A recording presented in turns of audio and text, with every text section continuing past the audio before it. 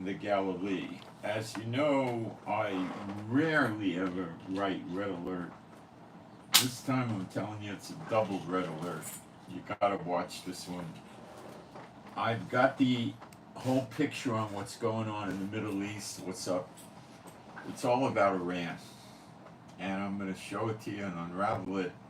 But you have to understand that Hochstein went to see Hezbollah, who I believe did not talk to him. They certainly came out with a public declaration from the leader, Nasrallah, who's a psychotic like the rest of these crazies, and said they're not stopping. They're not interested. Okay? So, Hochstein, who is a special advisor to Biden, went and talked to the Lebanese government proper and spoke to the two top dogs there. I think the head of the parliament and some other, the top dogs. And they said that Hezbollah has until the 24th of June to come up with a diplomatic solution. Today's the 20th, so first Monday, I guess. And if they don't, within 5 weeks, that figure was used, 5 weeks, Israel will invade southern Lebanon up to the Litani River, which is 17, 18 miles from the Israeli border, move Hezbollah out of there by hook, either kill them or get them out of there. And you got to listen to this. Hochstein said America and her allies will fight with Israel against Hezbollah in Lebanon.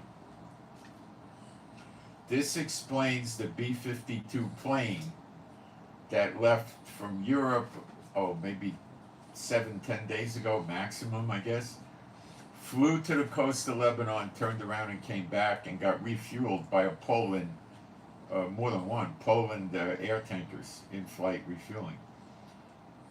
And that was a big effort, and it, like I told you, when that happened, it was very mysterious, and it could be America was planning on joining Israel against Hezbollah, which Biden originally said right after October 7th. He said, if you're thinking of opening up a front, don't. And the American military went to Israel and said, we can take care of Lebanon for you. And Israel said, no, we can handle it. This is back in early October when it was mild. So now things are different. And why 5 weeks? Because it's going to take that much time for America to mobilize with her allies. So I will unravel all of this for you today, going back to October 7th, showing you what Netanyahu and Biden were really going after, how it's going to occur according to Bible prophecy, and we're going to cover the Jeremiah 49 destruction of Iran, which would include parts of Syria and also Iraq, and why that will happen. Think Syrian and Iraqi militias backed by Iran, their puppets attacking the American embassies, consulates, and military bases like 100 times over there. Okay? And we're going to cover all this. We're going to cover Yemen. We're going to cover Saudi Arabia, what their role may or may not be in it, and what America's really up to. And we're going to dwell on the sleeper agents in America, and we're going to talk about Russia and China and why they can't help Iran, and we're going to talk about North Korean military advisors are in Lebanon helping Hezbollah, and the Houthis sinking the ships and all of this. And I'm going to put the pieces together, and you're going to see all roads lead to Iran. Jeremiah 49, the last 6 or so verses, and we'll cover that. Okay? So today's going to be a pretty darn important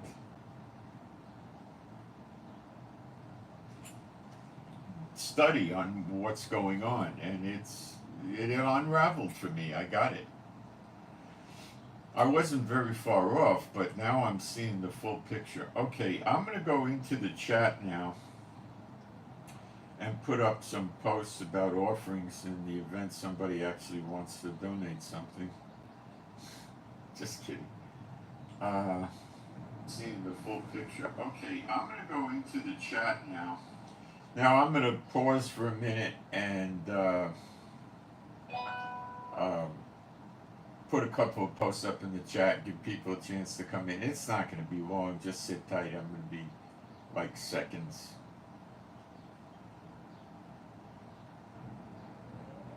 I started working on this a little after 5 this morning.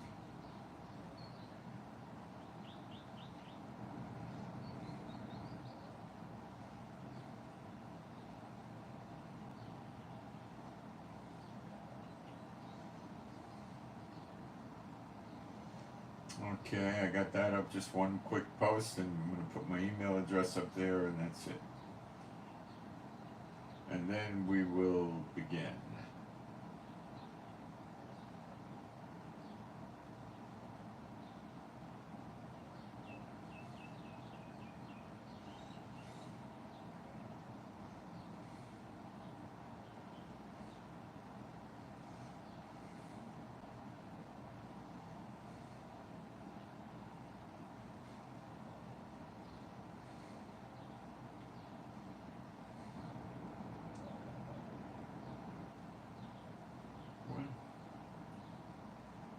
I lost my post. I don't know how that happened. Okay, give me another second or two.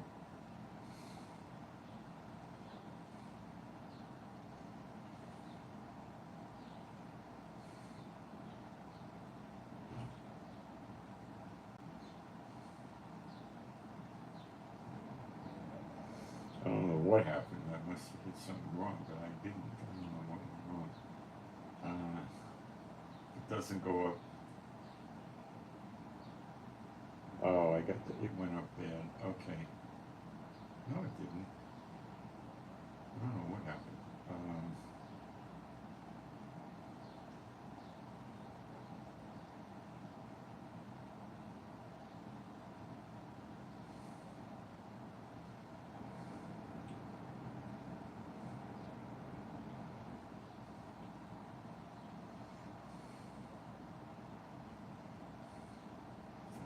I'm having trouble here. Be a few seconds.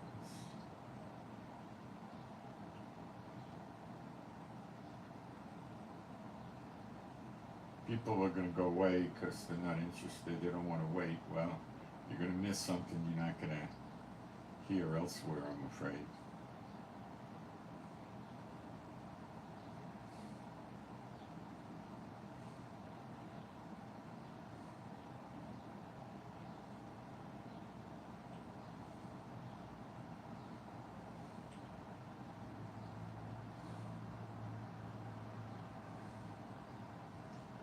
Okay, got that done. Being a Bible believing site, I'm going to do some quick praise. There is no God like Jehovah.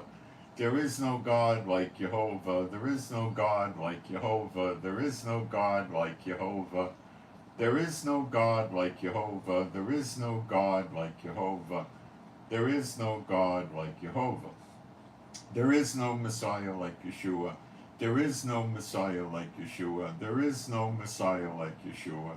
There is no Messiah like Yeshua.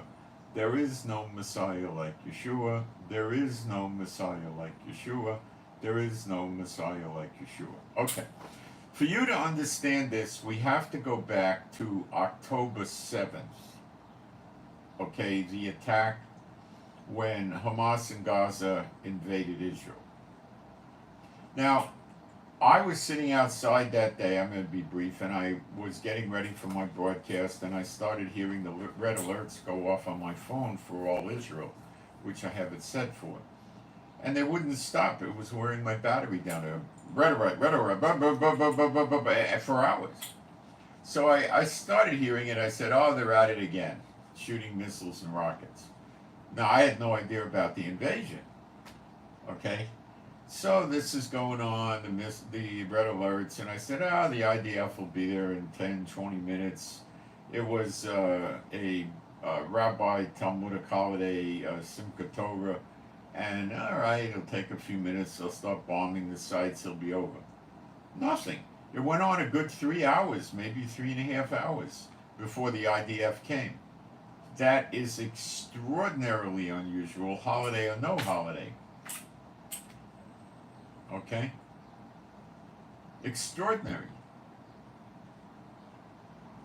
And then it comes out later that they invaded and they were, mutilating people and burning them alive and all this other stuff and took hostages back. Now, we had a lot of soldiers. Now, we have a lot of checks and balances on the Gaza border to prevent things like this, and I'll name them for you. One, we got cameras. We got cameras daytime and nighttime. And we have places where soldiers monitor the cameras. Often this is a lookout post, which is like a little tower, maybe 30 feet up or something, 40 feet. Usually made out of wood with steps, and it has a roof, and it doesn't have windows. It's just open on the sides, but they're shaded.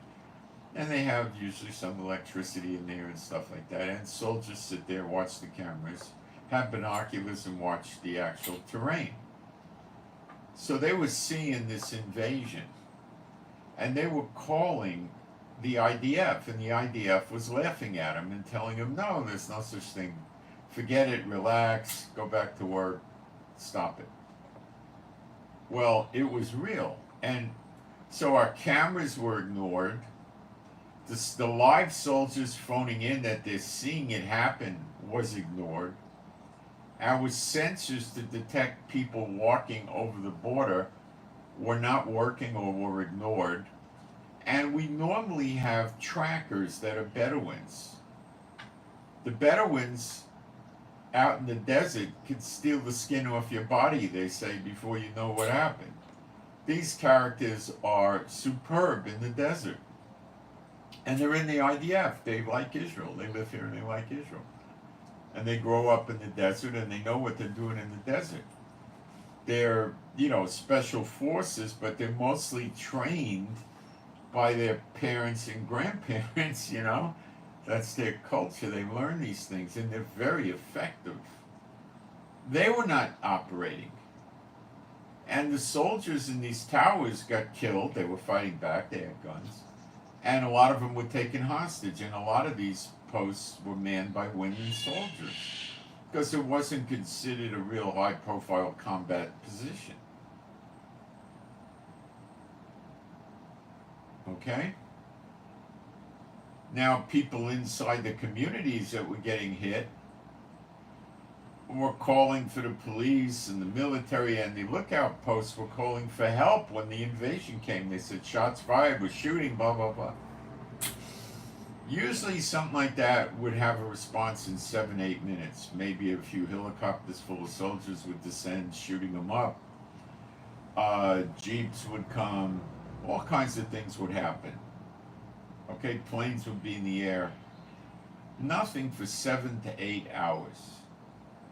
So, no offense, Denmark. Something's rotten in Denmark. There's a rat in the woodpile. This was multi-layered defenses. All didn't work, and live communications with the IDF failed to produce a response. This is the reality. And do millions of people in Israel know this? Not that many millions, but at least 1 million. And they're pushing for an investigation, and the IDF is doing the investigation. That's the IDF investigating itself. So we know about that. So what happened? During the Biden years as president, Biden didn't like Netanyahu because Obama didn't like Netanyahu. And Biden was Netanyahu's vice president for 8 years.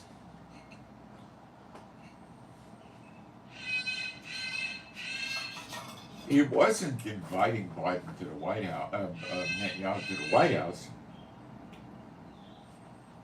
All of a sudden, out of the blue in September, Biden says, yeah, Netanyahu can come to the White House anytime, we'll welcome him.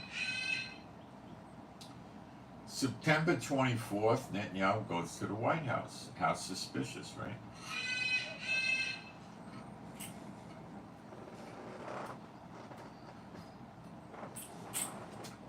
He comes back, and then what happens? We have an attack on October 7th.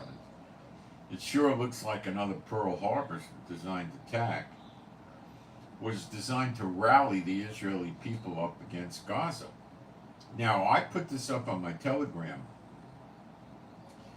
There's documented evidence that, from a news report, a legitimate, valid news report, it's not some prep or survivalist, and they had footage and everything else that they interpreted from the Hebrew, and they said, now they fact checked it, and it's on my Telegram. If you want my Telegram access to it, you got to email me. My email is posted up at the top of the chat. It's the bottom of the description box. It's israelgiving with the number 7 at gmail.com. Email me and just put in the subject header Telegram. You don't have to give me any explanation, and I'll send you the invite link. Okay? Now, you need to download the app, which is Telegram Messenger. You could get it for Apple and Windows and everything. It's easy on Android. It's free. The app's free. Everything's free. And today I posted that story up, and you could watch the video and the footage itself and so on. Okay? So it shows that Israel military, the IDF, knew the plans for this attack in detail, in depth. 2 weeks before October 7th, which brings us the 24th of September. Netanyahu was with Biden. 25th, 26th, 27th, 28th, 29th, 30. So like it coincides with the timing of Netanyahu's visit. So Netanyahu probably got the plans from the Americans, or he had them, or I don't know. Yet it was still allowed to happen.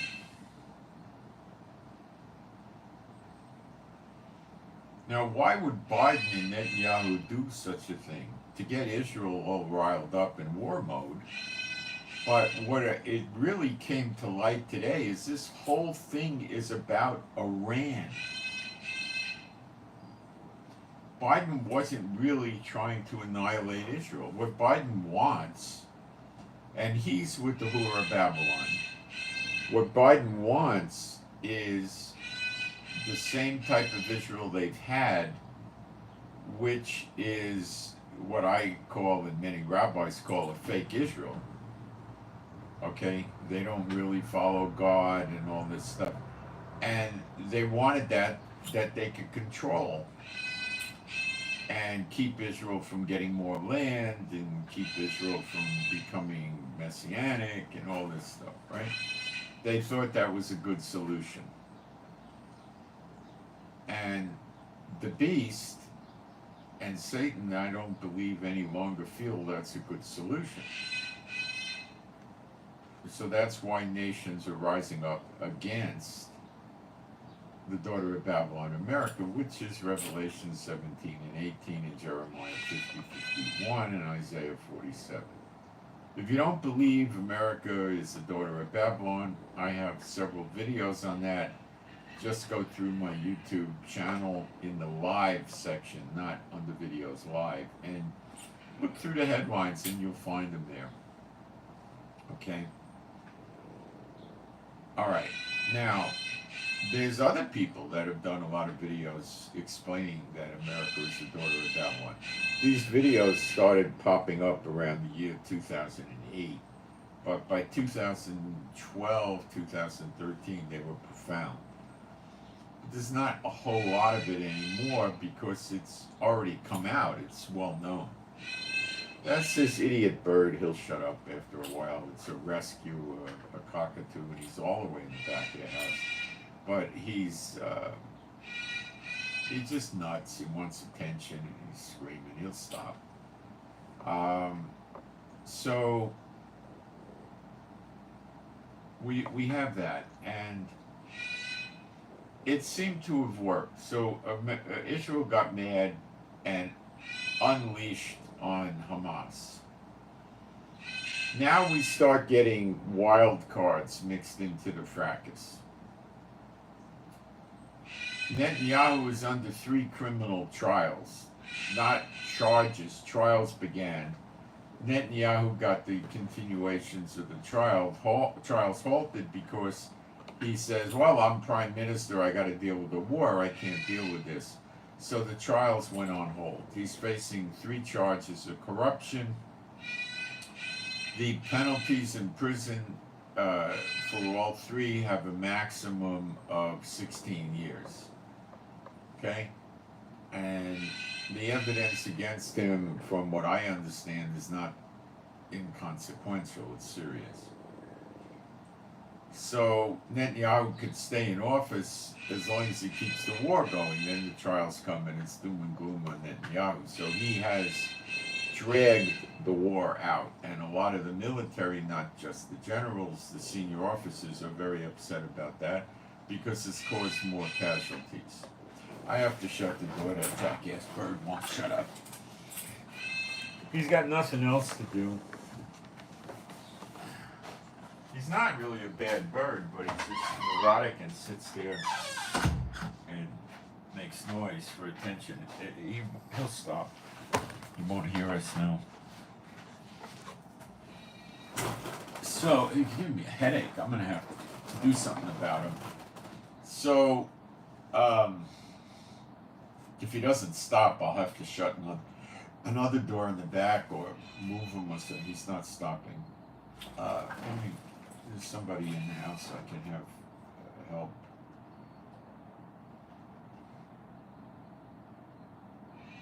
He's not stopping. He's a mental case.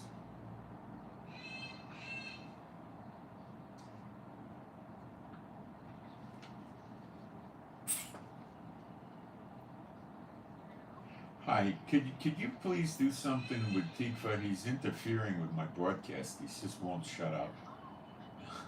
Whatever you want to do. Yeah. I'm on the air now. I can't really talk. But if you want to shut the door, the connecting door, that'll probably help a lot. I had to close the door in the office and it's still not helping. Yeah. Or just figure out something with the jerk so he doesn't go nuts. Okay, thank you. Bye. Bye. All right, she'll stop him. 1 second, I want to see what this is. I don't know what this is. Hold on. I know.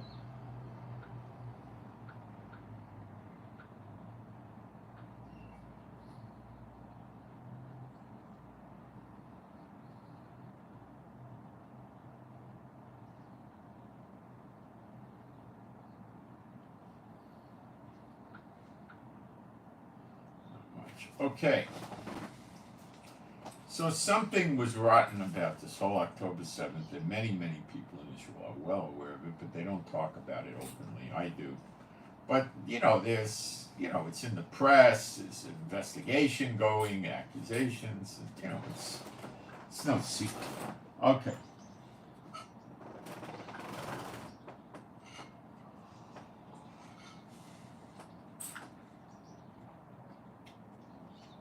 So we start attacking Hamas, and then Biden right away gets on TV and says to all the nations, if you're thinking opening up another front against Israel, I have one word for you, don't. Then we here in Israel hear that the Americans came to the IDF and said, hey, if you want, we'll take care of Lebanon. Lebanon started the next day attacking Israel. So they said, the Americans said, if you want, we'll take care of, Hezbollah and Lebanon for you. Just let us handle it. And the IDF said, no, we'll handle it.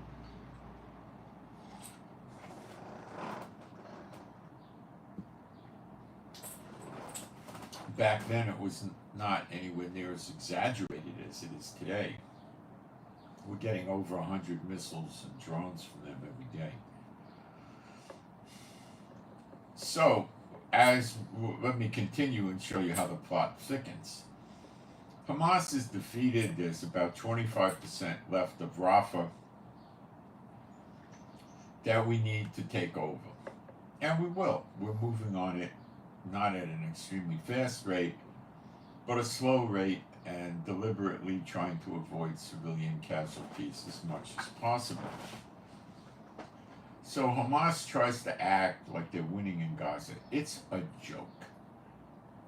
I am told by an Israeli soldier said that it would probably take 2 years just to remove the rubble from Gaza. At least 80-85% minimum of the buildings in Gaza are gone or partially destroyed.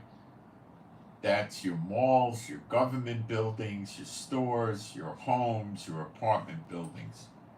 It's a wreck. The streets are gone. You can't drive cars. It's all rubble from collapsed buildings, blown up streets, and all this stuff, right? The sewer lines are gone. The water lines are gone. The electric is gone. These idiots had 300 miles of tunnels, many of which are now destroyed. Okay? The soldiers are saying every house, every apartment has a gun in it. Okay? I personally don't believe that the Gazan citizens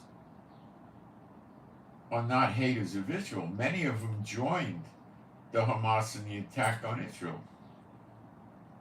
Hamas was paying them $10,000 per hostage taken back. And they put the hostages, to a good extent, in civilian homes, and they were used as slave labor and raped and everything else, right? So not only do they have a maid that has to clean the house, they can go rape the maid whenever they want. These are people that in America you would put them in a prison for the criminally insane. Okay? Seriously. I'm not kidding. Serial killers, Manson, this is what they are, all of them. The civilians are a little better than Hamas, but 90-95% of them got the same hate level and aggression and everything else as Hamas. That's why no other Arab nation wants them to come in and escape from there. We also discovered numerous tunnels from the Rafah area, South Gaza, into Egypt. Big tunnels you could drive trucks through. Now, I estimate to build 300 miles of tunnels, you would have to bring in something like 3,500 or 7,500 tractor-trailer loads, 40-foot trailer loads of concrete and steel beams to build that many tunnels. Now, Egypt is going to, they're exposed. Their role in this thing was to let Hamas smuggle weapons and tunnel building supplies in from Egypt. You can't cover this up. Now, the other thing is, why the heck did Netanyahu wait for it to get this bad? All right? He's been around in the office of Prime Minister for 20 years. Why did this slob let it get that bad? That's thinking like a dumbbell, okay? So, let's keep going. So now, the tunnels from Egypt are gone. So they're not getting weapons. They got a few leftover weapons we didn't find. Every few days they manage to squeeze a rocket off that usually doesn't do anything.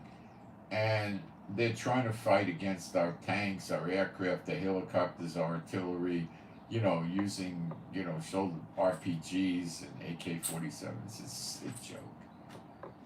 They're operating like a bunch of terrorists in the jungle, Che Guevara in the jungle or something like that, And, unfortunately, every now and then they kill some Israeli soldiers and they broadcast it out to be a great victory. Now, it's caused a lot of protests in America and Europe that the Iranians and these people have stirred up. And America, it died out a lot now, but America was not pleased about that, especially since it's an election year for Biden. So right away, Biden's got an axe to grind with them over that. Okay? So it's about to come to an end in Rafah. I don't know how many more days it'll take, but it's over already. These people are just, you know, operating, or it's okay if I get killed, I'll be a martyr, I'll go to paradise and get my 70 or 71 virgins. And they're just going out and getting killed. Now, along with that, I heard that hundreds or so of Hamas just fled out of Rafah. They ran away. So we've had hundreds and hundreds of them surrender, which gave us a great deal of intel. But you can't really figure out where the hostages are because they don't know. They're in civilian houses and civilians have them. Some were in tunnels.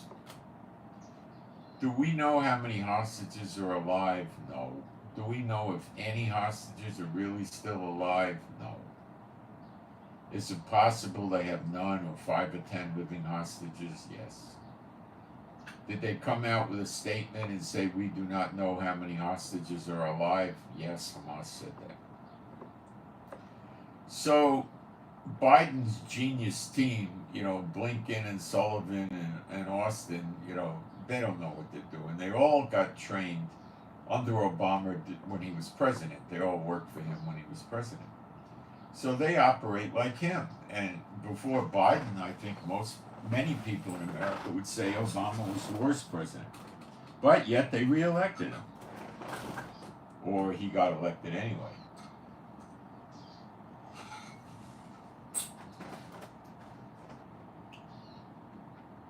So Lebanon is upping the ante because they don't want to see Hamas fall. Israel is adamant that what they want is the complete demilitarization of Hamas, not execution, just demilitarization. They intend to expel the leaders of Hamas out of Gaza when the war's over. I would say this is probably a minimum 12, maybe 50 or 100 people.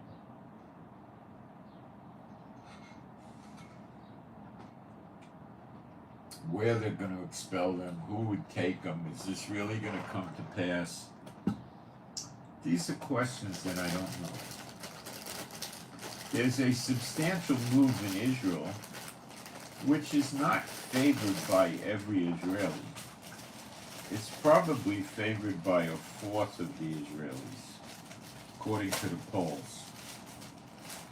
And that movement is to put Israeli people, what they call settlers, back in Gaza like used to be before 2008. And reoccupy it. But Netanyahu's against that, and the majority of Israelis are too. But we don't know. We know Bible prophecy, we got the land back. But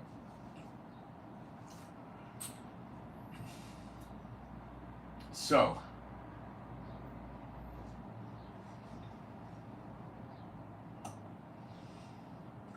Hamas is demilitarized. We ransack Gaza as much as we can to get the weapons. Now, we're not going to get the pistols and the rifles and the RPGs, all of them. They hide them in furniture, refrigerators, children's beds, you know. But we will get the missiles. And anything substantial that could hurt us. Then we occupy with soldiers, which is not going to be that many, probably initially maybe 15 to 25,000, and then cut it down as time goes on. Hamas will have no military, no political influence, no economic influence, no nothing. Who would run Gaza, we don't know. Netanyahu's not talking. Which means he might want to occupy.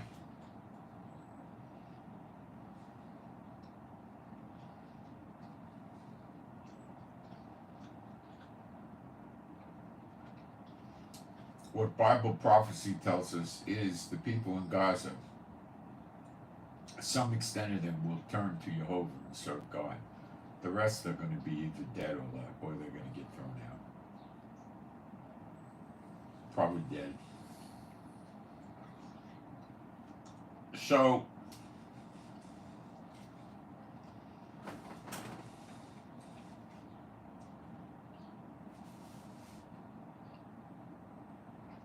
see, now we got to start talking about Iran.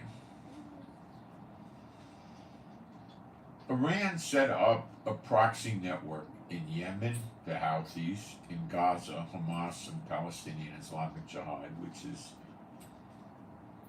10% the size of Hamas, Hezbollah in Lebanon, and various militia groups inside Iraq and Syria, plus Syria is a puppet state of Iran.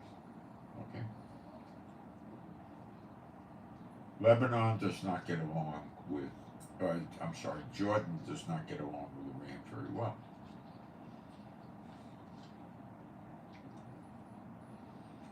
Egypt and Iran don't get along that well either. Nor does Turkey.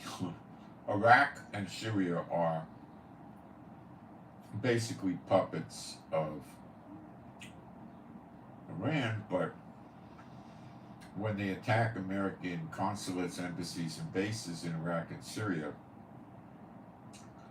they use groups referred to as Iranian-backed militias.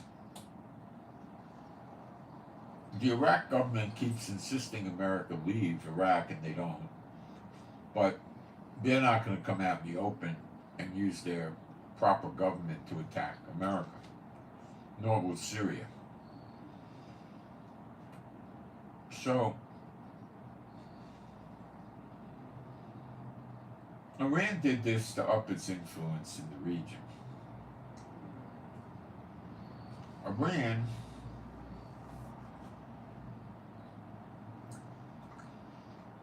wants to dominate Kuwait, Bahrain, Qatar, UAE, Jordan, Iraq, Syria, Saudi Arabia, and Oman, and Yemen.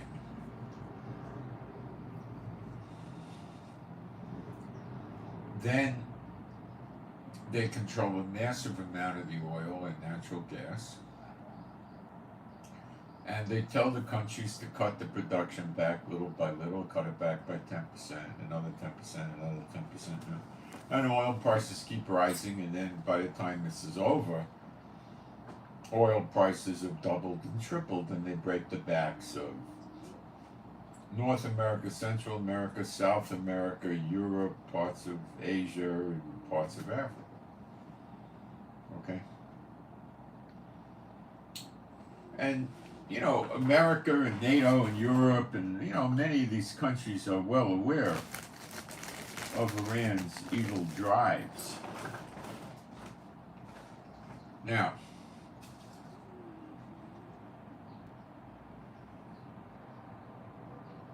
so they decided the Hamas, with the consent of Iran, decided they're going to attack Israel. And they did. They didn't think Israel was going to come up with such a heavy response against them.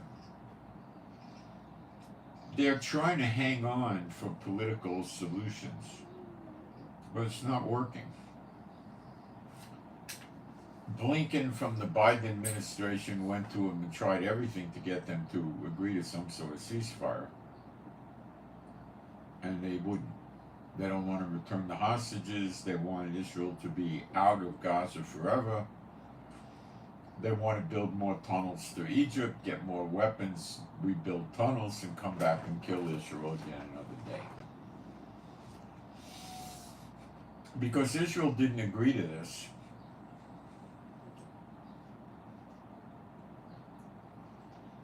Lebanon started attacking Israel. And fairly quickly, it caused us to relocate 80 to 100,000 people away from the Lebanon-Israel border. We have them in hotels. Many of their houses are damaged and ruined.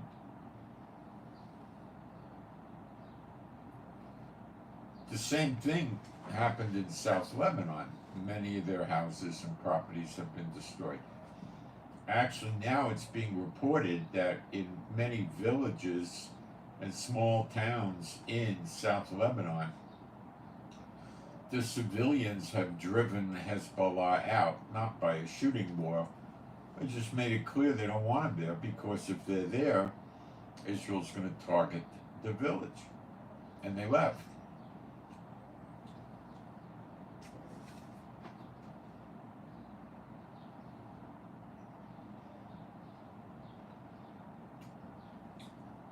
Lebanon has suffered from hundreds of fires in the dry weather in their wooded areas and fields from all the explosives.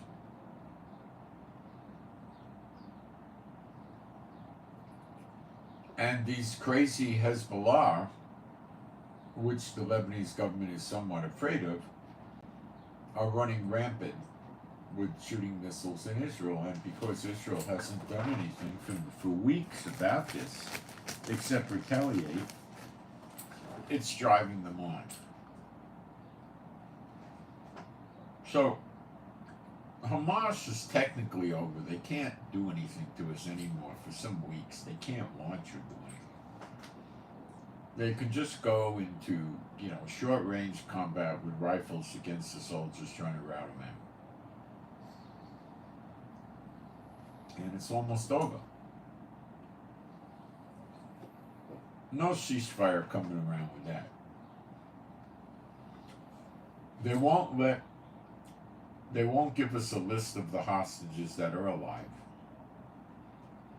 They won't let the Red Cross or anyone else, inspect them, which is signs of life. In other words, make sure they're in one piece and see their medical condition and so forth.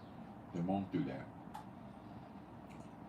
They won't give any hostages up until Israel evacuates its military completely from Gaza, which is stupid. And then they'll negotiate the exchange of the hostages for our releasing so many prisoners per hostage. Now, because if they have any living hostages, it's a small amount. There's 5,000 or 6,000 prisoners in our jails that are terrorists, and they want them back to Gaza so they can build up their troop count. They probably want 100 terrorists released from jail for one hostage. But we don't even know if they have hostages. They want us to withdraw completely before we even know if they have any hostages anymore, and if so, how many and who they are. And then they'll negotiate an exchange. What if they say, we got 10 hostages and we want, 500 prisoners per hostage or something like that?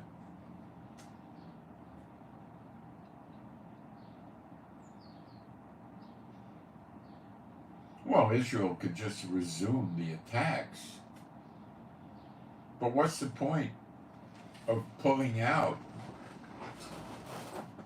giving them a break from the war to regroup, build more missiles, get more weapons from Egypt, and come after us to kill us again? What is the purpose of us doing something like that? What is the value? It's nil. It doesn't have any value for us. It's stupid for us to do something like that. And Blinken realized it. So Blinken goes back and tells, Biden and the gang that they didn't get anywhere with Hamas. Some of their demands could be met, and some of them cannot be met.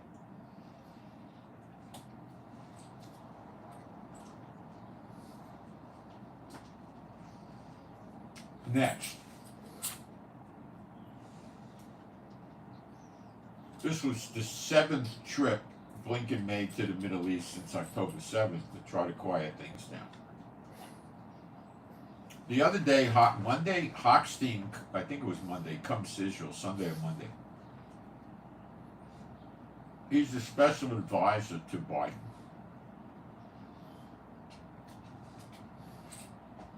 He talks to Israel, I think he talks to Egypt, I don't know who else he talked to, I can't remember. And he goes to Lebanon to try to negotiate a peace deal. Well, there's not much to negotiate with Lebanon. I'll explain. They have no hostages. We don't have any troops inside Lebanon.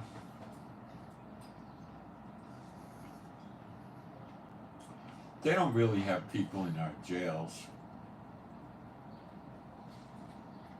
to any quantity. So the negotiations are simplex.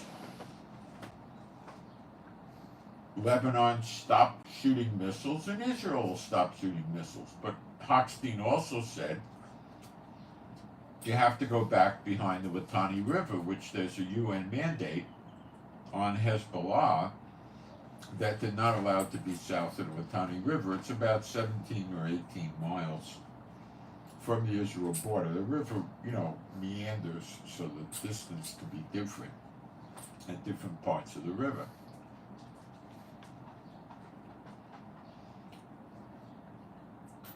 So to follow the UN mandate, Hochstein said you got to pull back. Then he said if you don't pull back,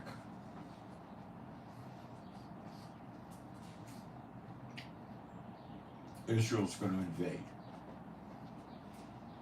And he told them Israel gave a deadline of June 24th for a diplomatic solution. He did not say that Israel would attack on the 24th or the 25th. Although the media gets this out of hand and says that we will.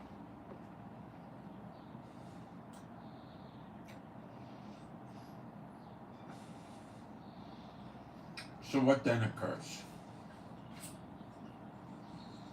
Hochstein goes and sees the Lebanese government, the mucky mucks, and says, listen, Hezbollah was given till the 24th of June to come up to get into a diplomatic solution, and they're not interested.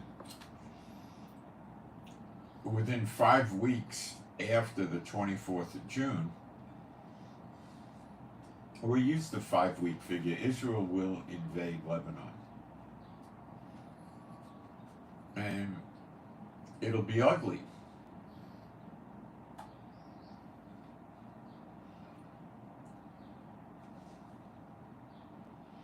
He further said that America and her allies will join Israel in the fight against Hezbollah. So we saw that B-52 flight, and then we now learned that the Gerald Ford aircraft carrier, which I think is Nimitz class, it's an advanced one, a big one, not a little helicopter, a great big thing. It's on its way to theater here, which means it's going to come with a minimum of 4 warships, maybe 6. Destroyers and missile cruisers, and I believe they always send at least 1 or 2 submarines with an aircraft carrier, but they never reveal that. And it will come into the theater here. Now I realize that it's coming here because of Lebanon. Now Israel is day by day strategically attacking targets in Lebanon to diminish the operational fighting capacity of Hezbollah.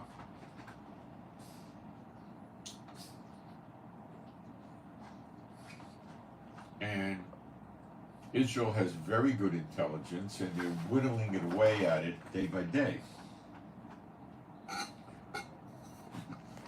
They've targeted 350 Hezbollah muck officials, and I don't know how many they killed, but they went after, they could have killed half, I don't know.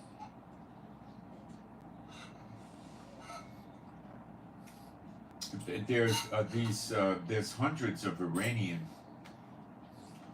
military advisors helping Hezbollah. That might be the 350 figure, I'm not sure. That might be those. And there's North Korean soldiers there helping Hezbollah.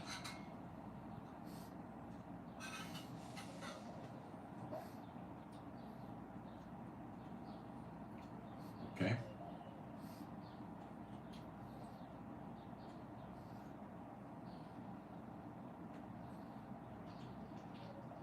Russia has given Hezbollah some weapons, but defensive ones, but I don't know everything they gave. I don't think any of us do.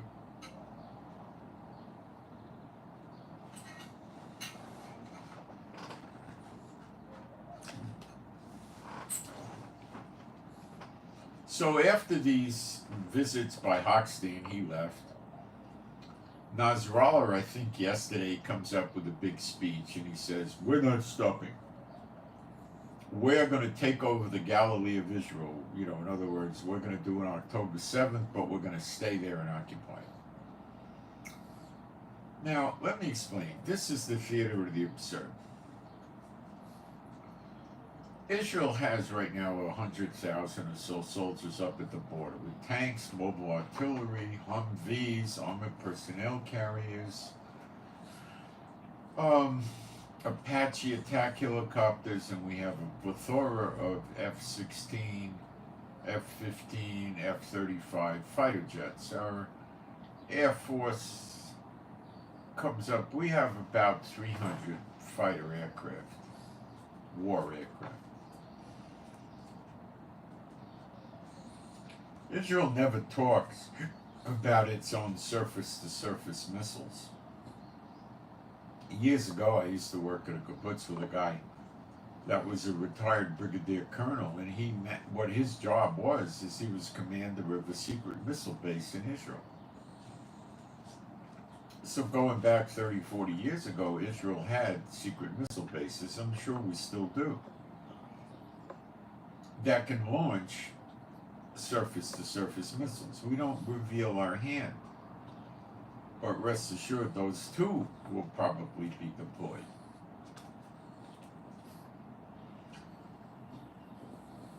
So he's going to invade and occupy the Galilee. He's going to strike every single location in Israel with his missiles and his rockets. Look, let's get real.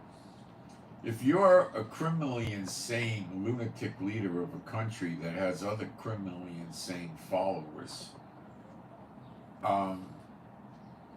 you're going to come under the delusion you could win a war against your neighbor just with cheap, immature missiles. But if your neighbor happens to have armor, a good air force, and a navy, it tends to mean it's not going to work.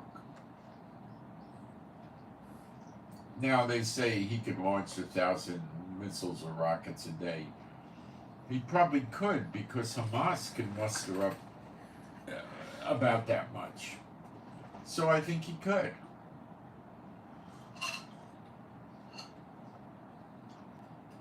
Does he have better missiles and rockets than Hamas had? Well, he might have more of the better ones, but most of them are the junky Katyushas,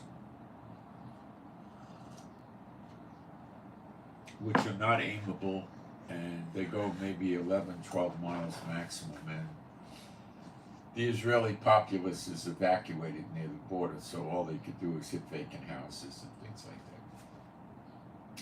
Maybe 5% of the people are still living up there. That's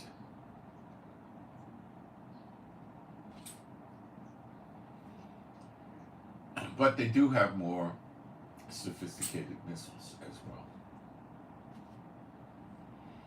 Have they ever shot down any of our manned aircraft yet? Not a single one. Drones, they got a couple of drones. You know, that's a different matter. They have no air defense against our planes.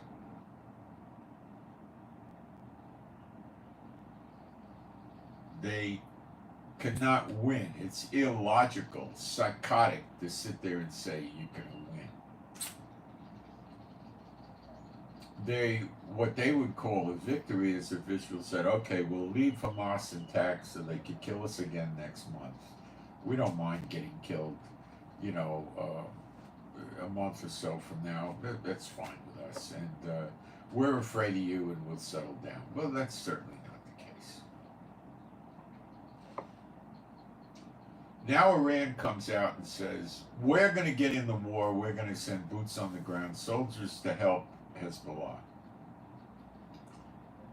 In addition, we hear there's thousands of militia soldiers from other Iran-backed lunatic terrorist militias that are already in Lebanon to help Hezbollah.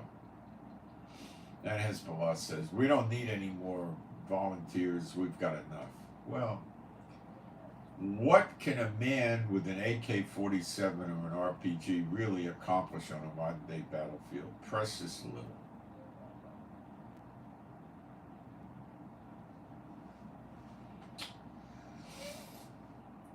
So then Biden tells Netanyahu, oh, Iran says they'll enter into the war and all that stuff. Well, how would Iran enter into the war? Use their navy? They don't have a navy worth a hoot. It's a joke, their navy. What do they got? They got soldiers. They got a large army. So they put soldiers in trucks. They take them into Iraq, then Syria, and into Lebanon. If the fighting has already started, Israel will blow those soldier convoys up when they're in Syria. They'll be dead.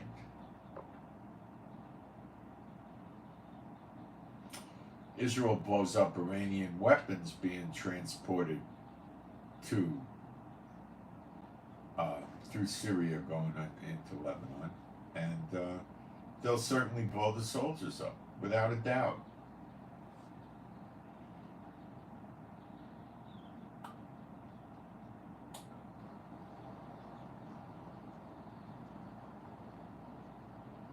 Even if they get in, what are they going to do? Shoot bullets at our tanks? What's that going to get them? Mobile artillery is a big artillery piece mounted on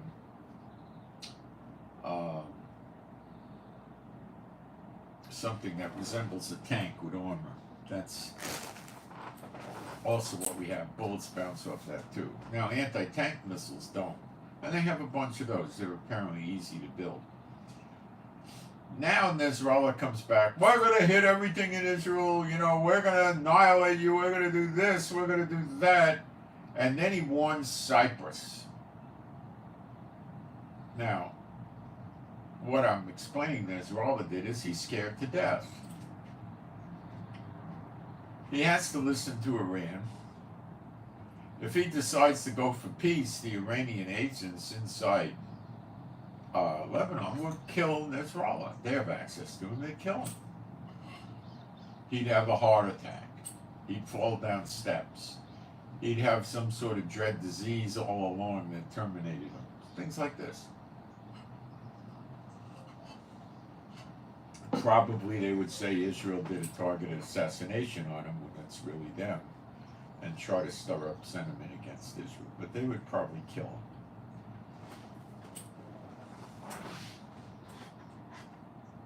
So he's trying to scare Israel right now. But he's not stopping, because if he stops, he's probably dead.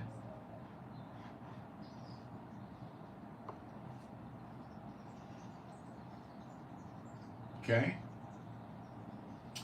So he says, if Cyprus helps Israel in attacking us, we're going to consider Cyprus as part of the war, and we're going to attack Cyprus.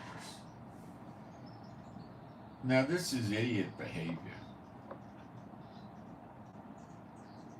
Okay? This means that Nasrallah is so stressed out, he's doing stupid things.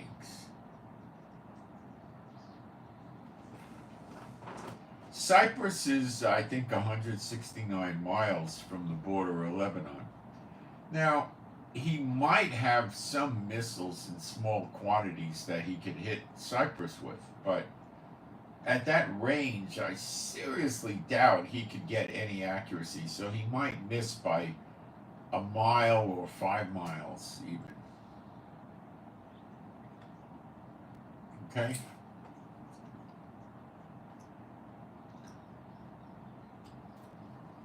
So Cyprus is sitting there thinking, if we don't do anything, this moron's going to launch missiles at us, and if we ignore it, he'll keep doing it.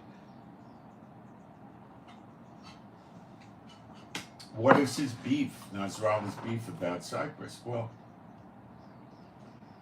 Nasrallah's plans for Israel to deactivate our Air Force, which he can't shoot down, was to hit the Israeli air bases inside Israel with swarm attacks of missiles and drones, destroy the runways, the conning tower, and as many planes as you could get.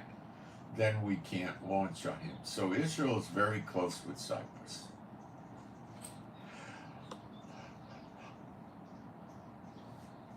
Israel conducts a lot of training exercises in Cyprus because it has a lot of rugged, hilly, mountainous terrain like Lebanon. And we conduct air exercises and so forth. We get along with Cyprus quite well.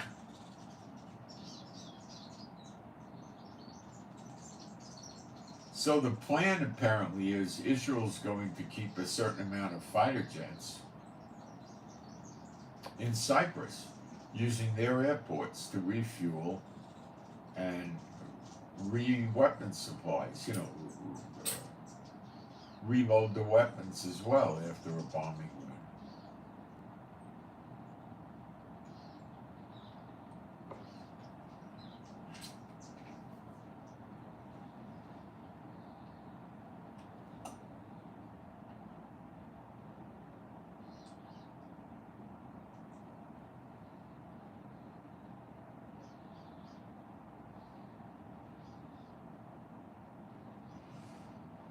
If we use Cyprus, their plan is finished and our planes will continually bomb them. We're not going to take every jet we have and put them over there. We'll probably evacuate the jets from the air bases that we believe the Hezbollah could hit effectively and run them out of Cyprus.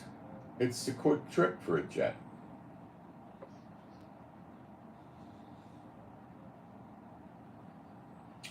They bomb, then they go back and get more weapons and more gas and do it again and again and again.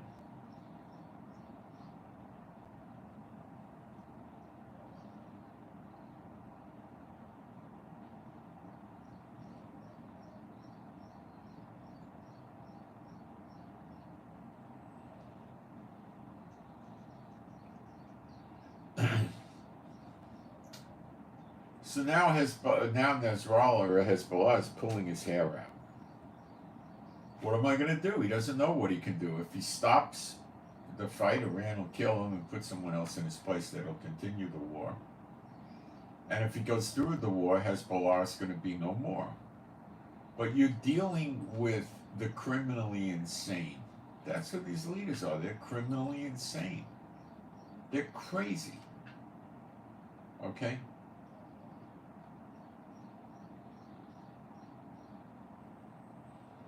So at this point, Hezbollah doesn't know what to do, so he's just going to go ahead and,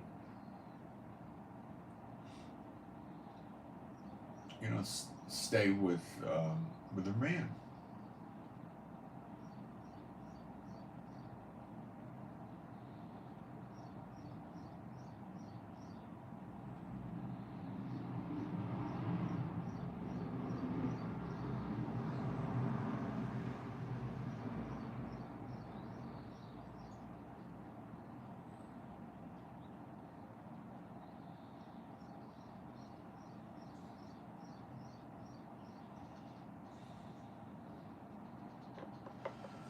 All right.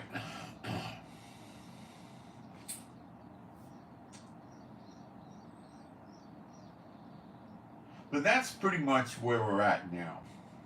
Okay? There's not going to be any ceasefire with Hezbollah. There's zero indication of it. Okay? What we're going to see after the 24th is there'll be another visit or a phone call or something to Hezbollah. Did you change your mind? You want to stop? It's the last chance. And they're going to tell them to go drop dead. Okay?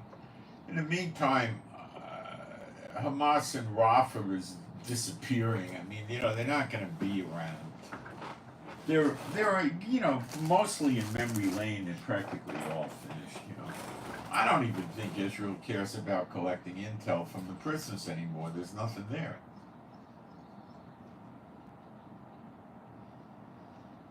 The leaders that get captured, and they will, are going to go for probably military tribunals or criminal trials, go to jail, and some will escape. Who knows? Now, the Houthis are continually blowing up ships in the Red Sea. That's an Iranian proxy. Every now and then they try to take a shot at Eilat, Israel in the south, and it never works out. They tried hitting ships in the Mediterranean. They're expanding. Sea of Aden, Red Sea. They want to go to the Indian Ocean, Sea of Oman. They probably have 75% of the ships not passing through the Red Sea now, going around Africa, which takes an extra week, burns more fuel. The cargo is on the water an extra week. That's costing money, wear and tear on the ship, and salaries. Nobody's happy about this. Nobody.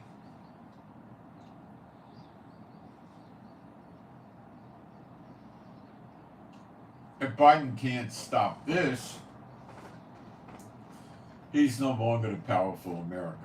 In addition, Saudi Arabia never renewed the defense deal with America that expired on the 9th of June, and they're off the dollar for selling their oil.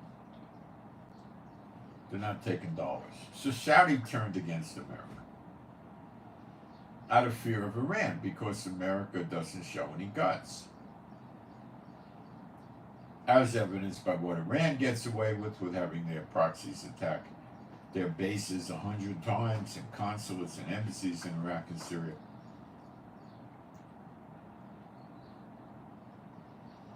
Iran hit Israel with a large attack of missiles and drones about 6 weeks ago. Damage was extremely, extremely, extremely slight. A few days after that, Israel hit Iran. They took out 2 military bases, that you know about. But what they also did was destroy the radar systems on 5 of Iranian nuclear facilities.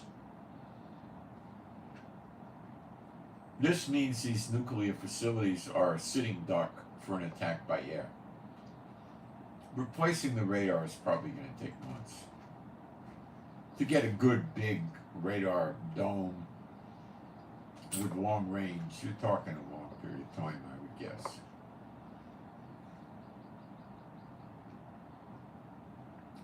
So Israel showed that you could just fly in with F-35s and bomb away, and they can't pinpoint you enough to get a shot at you.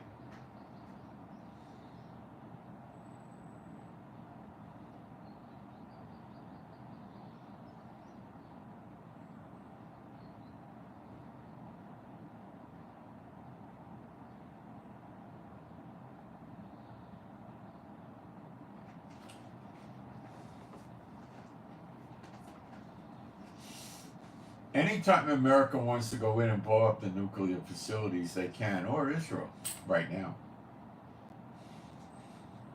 Iran is run by psychotics.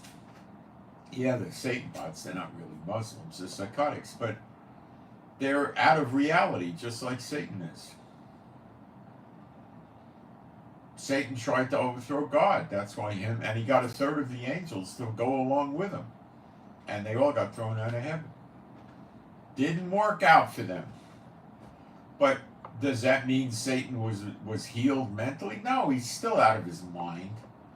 So his servants become like him. They become crazy. They don't think they're ever going to lose. Wrong. Time up, guys. Okay, so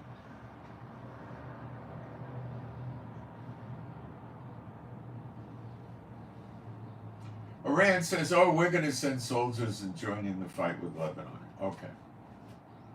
Now, do you think Iran's going to send soldiers into Lebanon and hope America and her allies in Israel don't blow them up on the way over there? And if they're in Lebanon, they're going to be in the fighting with Hezbollah and get blown up and dead. I don't think Iran's going to be that quick to throw away, 25,000 or 50,000 soldiers. Iran is grossly worried about a invasion of their country. Let's talk about who is on Iran's side. Well, on paper, China, North Korea, and Russia. What can North Korea do? Nothing.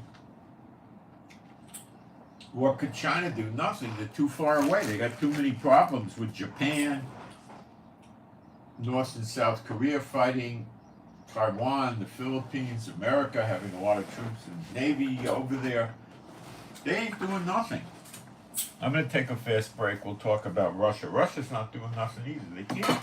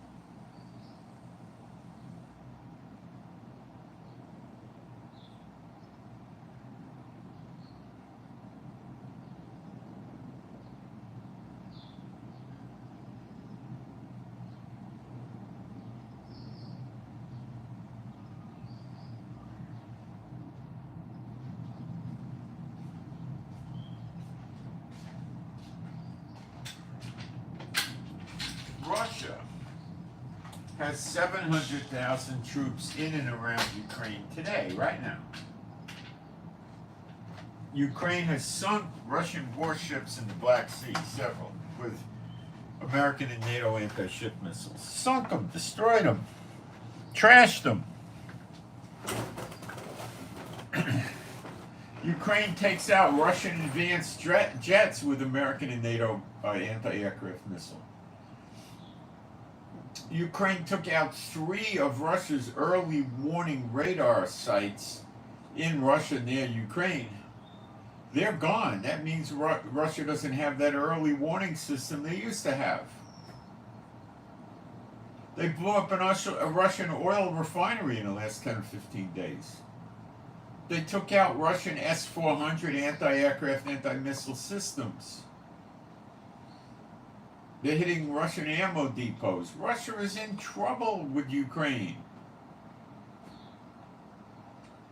There's military advisors from several NATO countries in Ukraine, and NATO is talking seriously about putting soldiers with equipment in Ukraine to shove Russia out.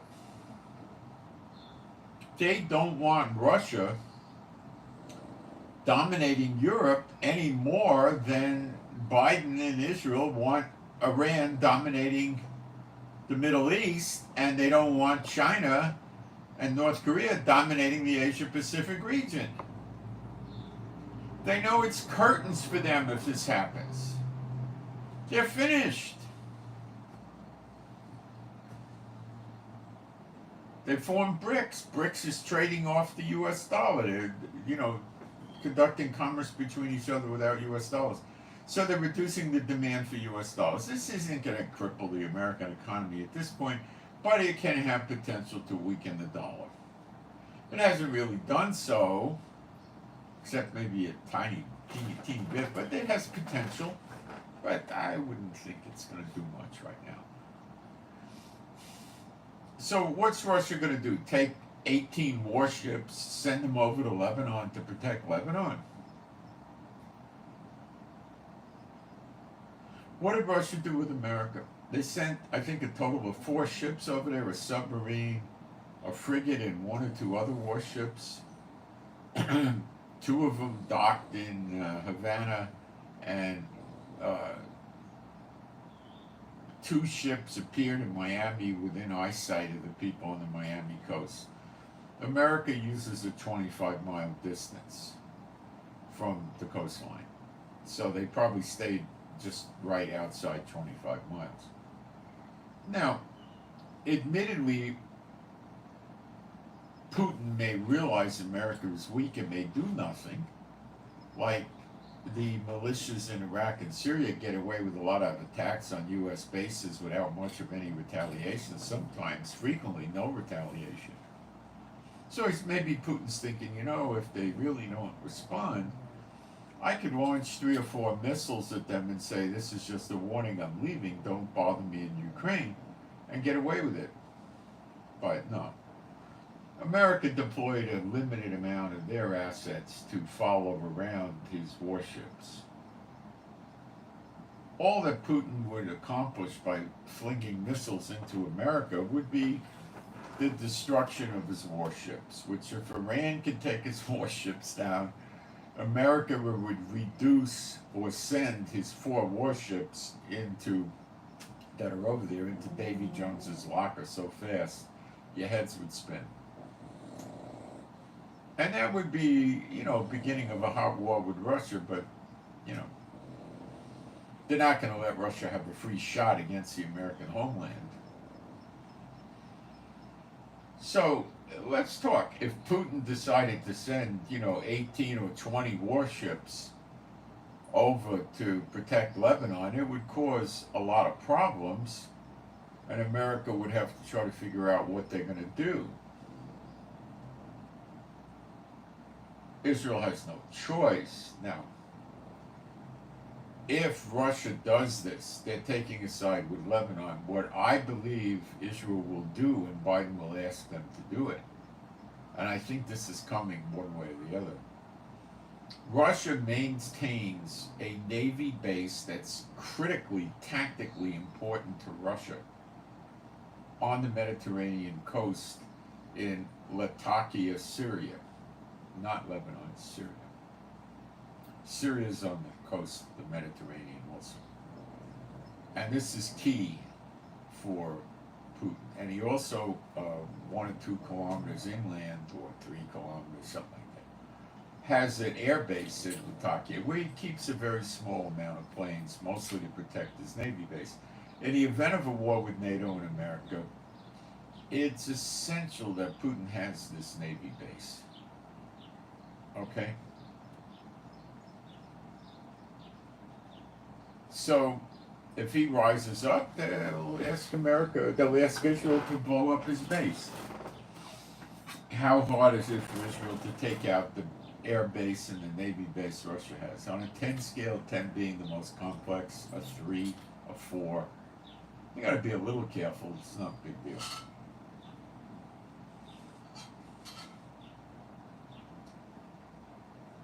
You think Russia's in a position to mobilize and start fighting a war in the Middle East against Israel right now? No. NATO would love it if Putin gets involved, because then they've got a golden opportunity to attack Ukraine and get him out of there, because his military assets are in the Middle East. Now, Putin will run around and do military exercises off the coast of Florida, in the area by Japan and stuff like that, but he's not really gonna do anything.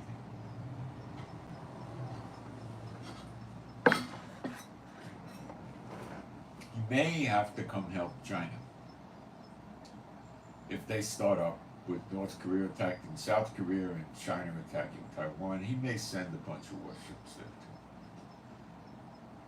too. He could handle the slack there, but sending warships to the Middle East and sending it, to Asia is a little bit too much of a stretch for Putin, you know? Too much. I don't think Putin's got anything to help us. He could go through some token, you know, charades, give them some weapons, you know, send some advisors, or, you know, give them some aircraft or something, but nothing meaningful. Neither can China. The distance is too much, and China has its hands full. And while China has a mutual defense treaty with Iran, China is not about to start having a war in the Middle East. It's nothing they care about that much.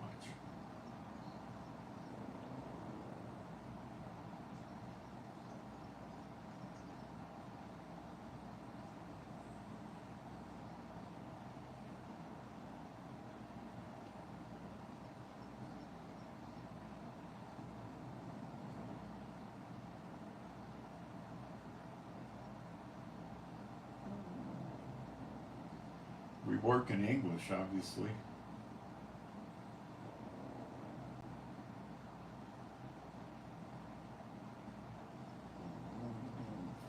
Okay, not much in the chat, a little bit of garbage. They come in pairs.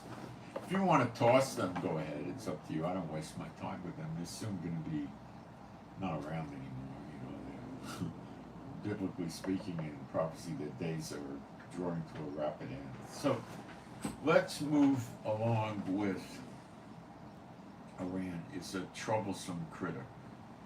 Now the nations are starting to, curiously, Canada yesterday decided to put the IRGC, that's the Iranian militia, whatever you call them, IRGC, on the terrorist watch list for Canada. See, what's going on is there's going to be a big attack on Iran. And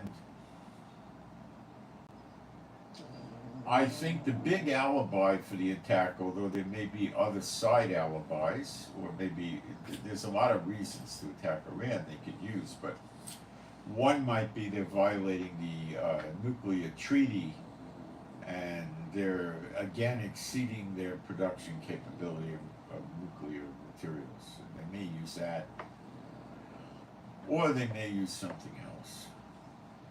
Okay, but you got to understand, Hamas, as evidenced, is demonstrating psychotic behavior. They're not in reality. Okay? Lebanon is not in reality. The Houthis are not in reality, and neither is Iran.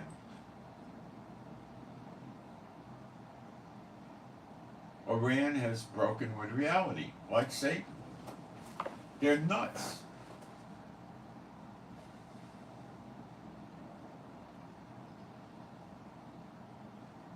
Now the Hezbollah in Lebanon has also threatened to attack shipping coming near Lebanon the last day or so. Do you think that's not freaking out NATO and America and Europe? They're going to start attacking ships that come near Lebanon? And how would that play? There'd be an Iranian warship around there isolating targets. The missile would launch from Hezbollah. The Iranian warship would then guide the drone or the missile into target and start sinking ships for whatever reason they want to sink ships for. You know, one time 11 years ago you landed a ship in Israel, and therefore we're going to wipe out your whole shipping line. You know, whatever they want to do.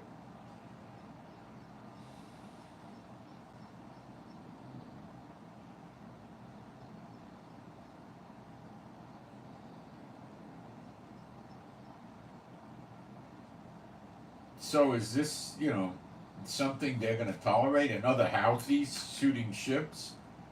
So if they let them shoot ships and attack ships, then Iran will do it in the Persian Gulf, the Sea of Oman, the Indian Ocean, which they've always done it a little bit already. And then these forces will go to the Straits of Gibraltar by Muslim majority country Morocco, whose neighbors Muslim majority country Algeria, and close the whole Mediterranean Sea off to shipping like the Houthis did in the Red Sea. And if they get away with that, then they'll attack Kuwait, Oman, UAE, Bahrain, Qatar, Saudi Arabia, Jordan, and they'll just kill the oil prices and cripple everybody. I mean, that's what they would do.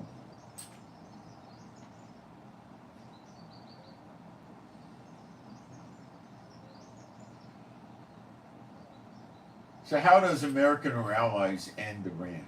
It's simple. It's not hard to understand. What you start out doing is you get rid of their satellites, which happened in Hamas, in Gaza. They're dead. I mean, there's nothing left. Okay? Then comes Lebanon. Now, Lebanon just poured kerosene all over themselves, waiting for the fire, by saying, oh, we could attack shipping from Lebanon, and we'll attack Cyprus if they let Israel use their airports. Well, Hezbollah doesn't understand their place in the greater scheme of things. They're not a nation. They're not an official government. They're a terrorist organization with no official standing inside Lebanon.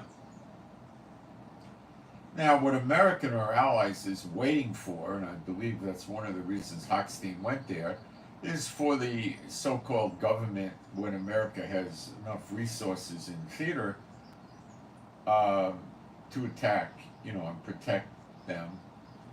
They'll come out with an announcement to the effect of, oh, we need help to stop Hezbollah.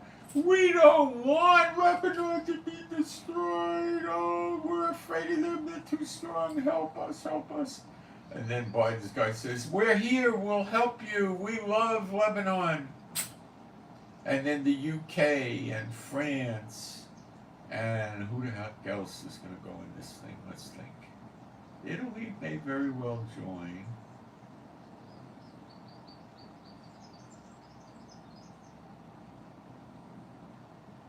It'll be minimally, bare bones, bottom minimum would be America, UK, and France.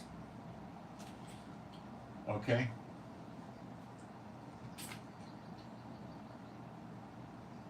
And they'll come help the French government, not so much help Israel publicly. They'll help the French government, so they're going to try to shift a lot of this anti-Muslim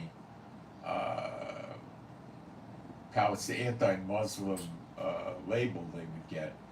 They come out, we're helping our good ally Israel. Whoa, you're as bad as them. Let's have more protests, take over the campuses and all that.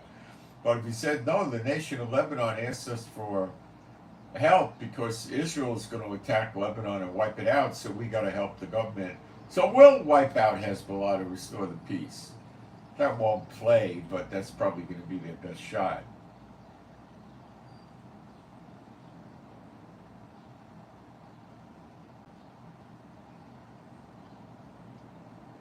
So what is France, UK, and America going to do? They're going to do airstrikes. I would say they would probably dedicate 150 to 300 aircraft. Something in that. The American planes will heavily take off from aircraft carriers so as to not put heat on countries like Jordan or UAE that help them. Plus, that's a little too far out of theater. They'll try to keep their aircraft carriers out of missile range from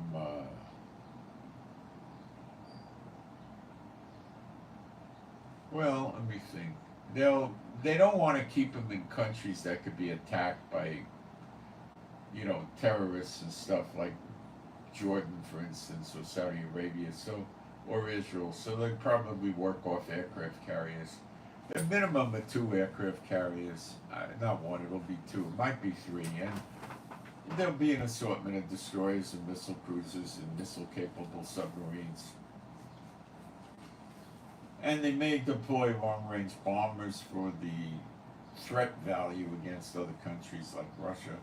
B-1, B-2, F-22 Raptors, fighters, and the whole 9 yards. They might bring the A-10s over. This is a slow-moving jet that goes at about, I believe it's a jet, it could be a turbojet, I don't remember. It goes about 450 miles an hour. So it's a subsonic, and It's very good in terms of helping take out ground threats to troops like tanks and artillery. It just paints a wall of 20 millimeter bullets all over the place.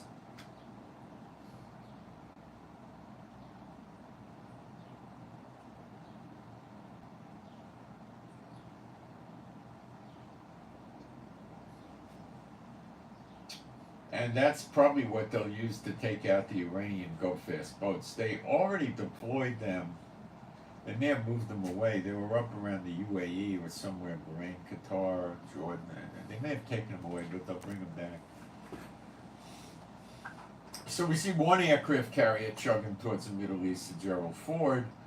And I have a feeling that as time rolls on, we'll see another one or two.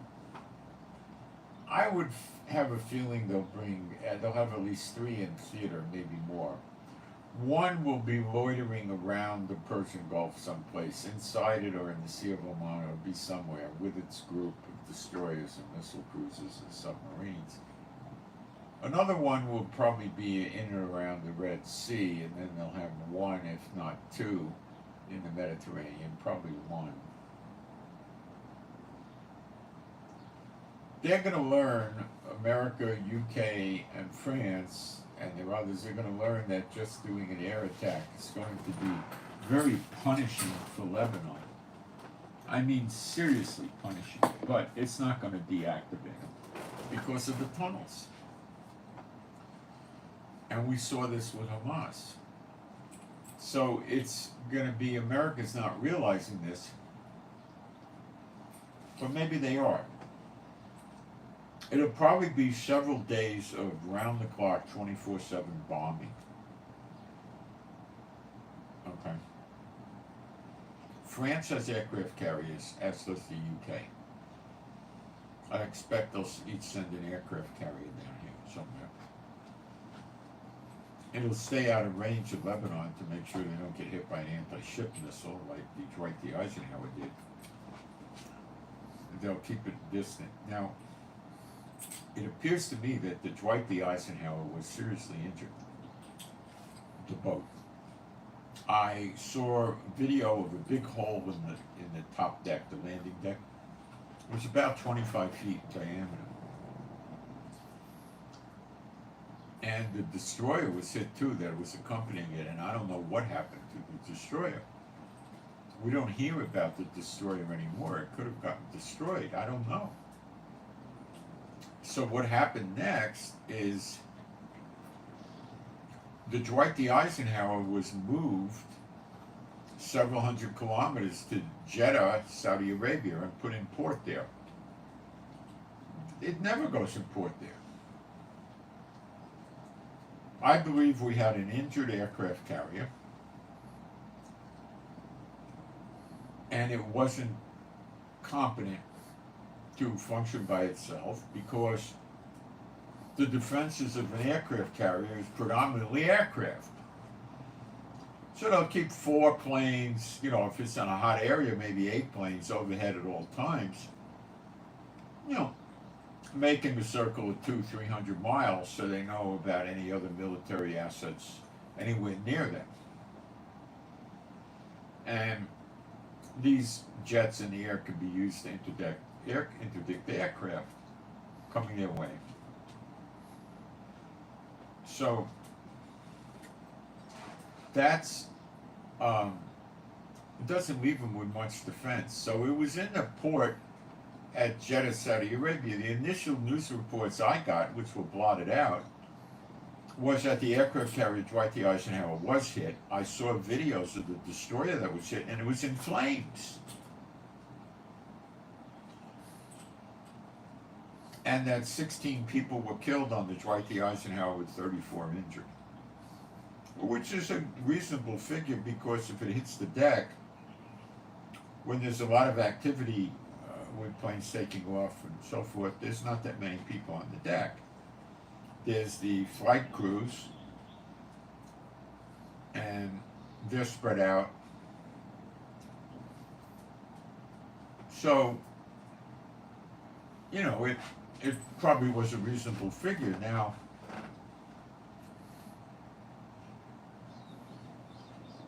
They covered all this up. But you know how they got that aircraft carrier out of Jeddah, Saudi Arabia? Italy came down with one of their aircraft carriers with a handful of destroyers and missile cruisers. I think there was 4 escort vessels. And the Dwight D. Eisenhower went out with them protecting it, because the Italian aircraft carrier probably had a bunch of planes in the air. The destroyers and missile cruisers had their anti-missile defenses operating. And there's an extremely high probability that a submarine was accompanying them, if not 2. And they took, or escorted / protected the Dwight D. Eisenhower and took it up into the Mediterranean. And it probably kept an escort with it of some ships, maybe the whole flotilla, until it went to port somewhere for repairs. And they're not talking about this.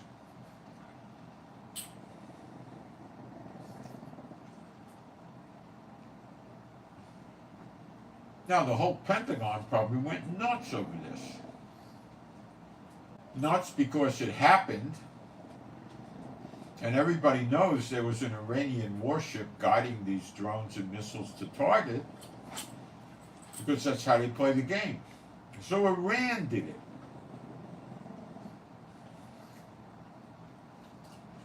The Houthis launched the missiles and drones, and Iran guided them.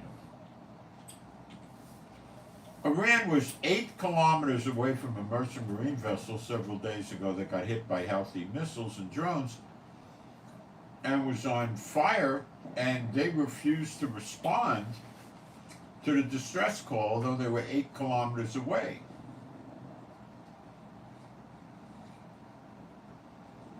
They did it with the Houthis.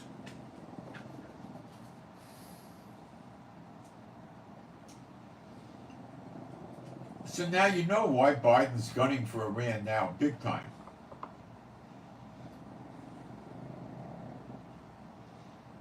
And that's what this whole thing was about. Getting Iran.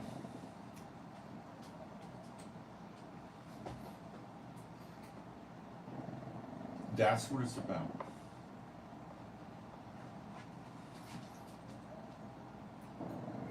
Now, China, Russia, Iran, and North Korea want to take out the United States. And this is in Bible prophecy, Jeremiah 50, 51, Isaiah 47. The United States gets it. China and Russia could handle the United States together, but it would be painful. And it probably boiled down to it could go either way. So, the first 2 important players in this chess game of war is Russia and China. They have the economies, they produce goods, they have the military, the army, the ability to invent reasonably deadly weapons and build ships and planes and all of this stuff. The next tier down, and it's a big step down, is North Korea and Iran. And they can build missiles and make guns and have ground soldiers and stuff like that, but they lack an air force, they lack a navy of any substance, and they don't have an economy that's very good. Although Iran's not that bad, but you know, they're not real strong players. Those are not exactly disposable assets, but push comes to shove, you can get rid of them. Okay? Then the third tier, which is another big step down, are the militia terrorist groups like the Houthis, Hamas, Palestinian Islamic Jihad, Hezbollah, and the various Iranian-backed Iraqi and Syrian militias. Okay? Those are throwaway assets.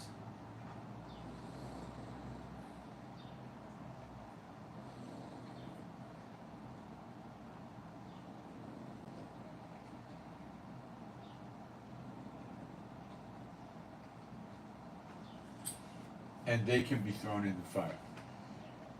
Belarus could be thrown in the fire. They don't care about it.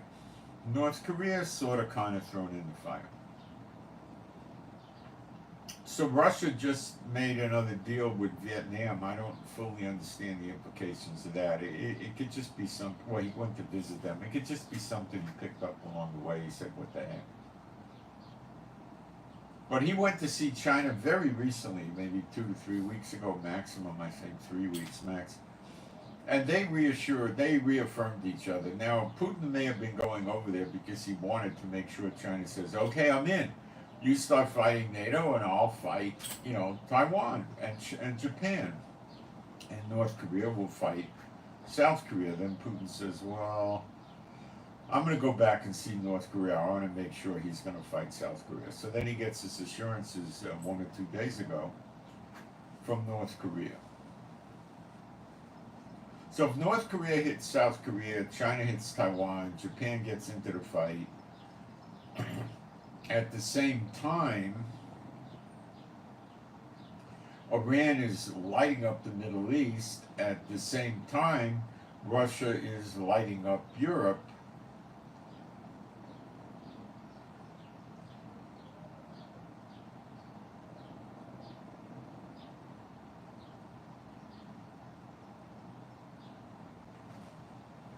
It's problematic. So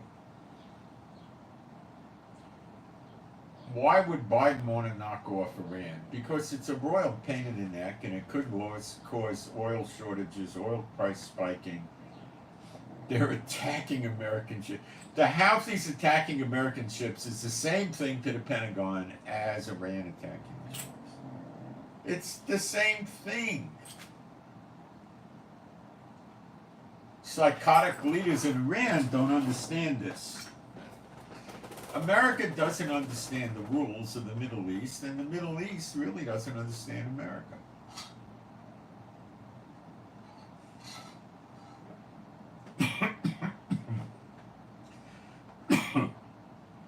Iran crossed a bad line launching that massive missile and drone attack on Israel. They crossed an incredibly stupid red line when they hit the Dwight D. Eisenhower and the destroyer with it.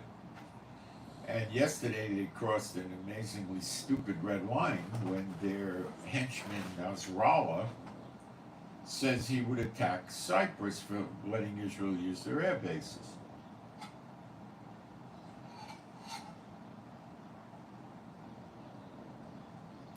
Cyprus is not in NATO, but it's in the EU. So now Hezbollah is saying they're going to attack EU nations.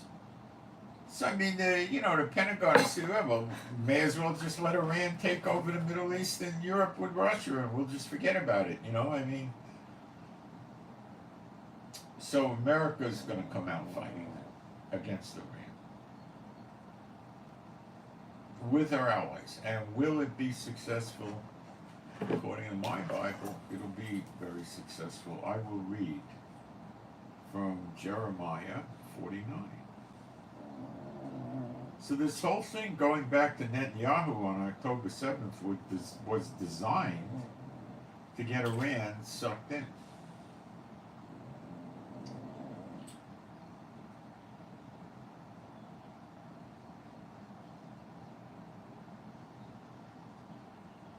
We start in Jeremiah 49, verse 34. The word of Jehovah that came to Jeremiah the prophet against Elam. Now, Elam, again, it consists of southern Iran, northeast Syria, and Iraq. We know Iran's no good, and we know that Iraq and Syria have the Iranian-backed militias attacking American bases and consulates and embassies over 100 times since October 7th. So we got a pretty good fit right here. In the beginning of the reign of Zedekiah, king of Judah, saying, now this is when he received the prophecy, not for the time period it was to be applied to. Verse 35, thus saith Jehovah of armies, or hosts, they say. Behold, hosts means armies. Behold, I will break the bow of Elam. Without a bow, your arrows don't work. Okay? So their weapons are going to go bad. They're not going to work. Something's wrong there. The children, the chief of their might. Well, the chief of Elam could be the president of Iran that just got killed, couldn't he? Think. The mullah schmuck in Iran is technically a religious leader. The president that went down in the helicopter crash, what, must be 6-8 weeks ago, would be the chief of Elam. Am I wrong? What's the word for chief? 7225. Rashat. The top. The begin. Let's see how strong. I know what it means. Let me see if strong is. The first in place, first in order rank. It's saying the first ranked schmuck in Iran. Okay, I use the word schmuck. It's the president. What happened to him with the helicopter? What happened when the helicopter went down?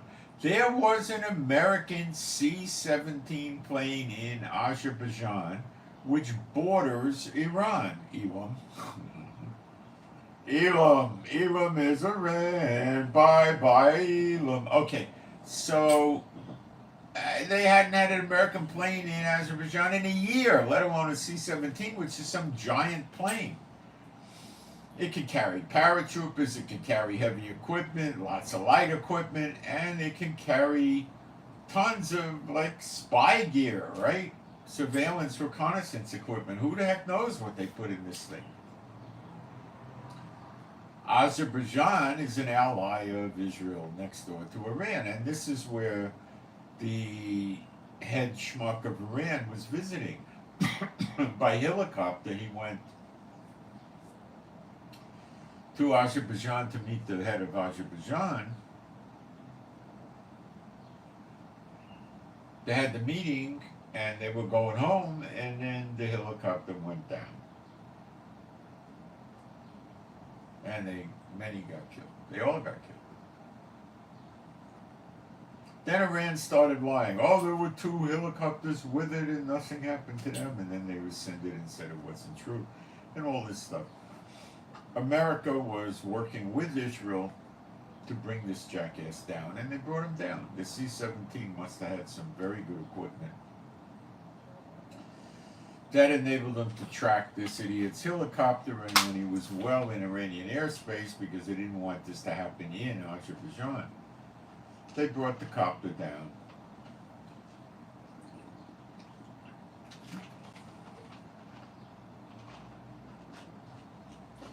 Now, you tell me that this is not, I will break the bow of Elam, the chief of their might.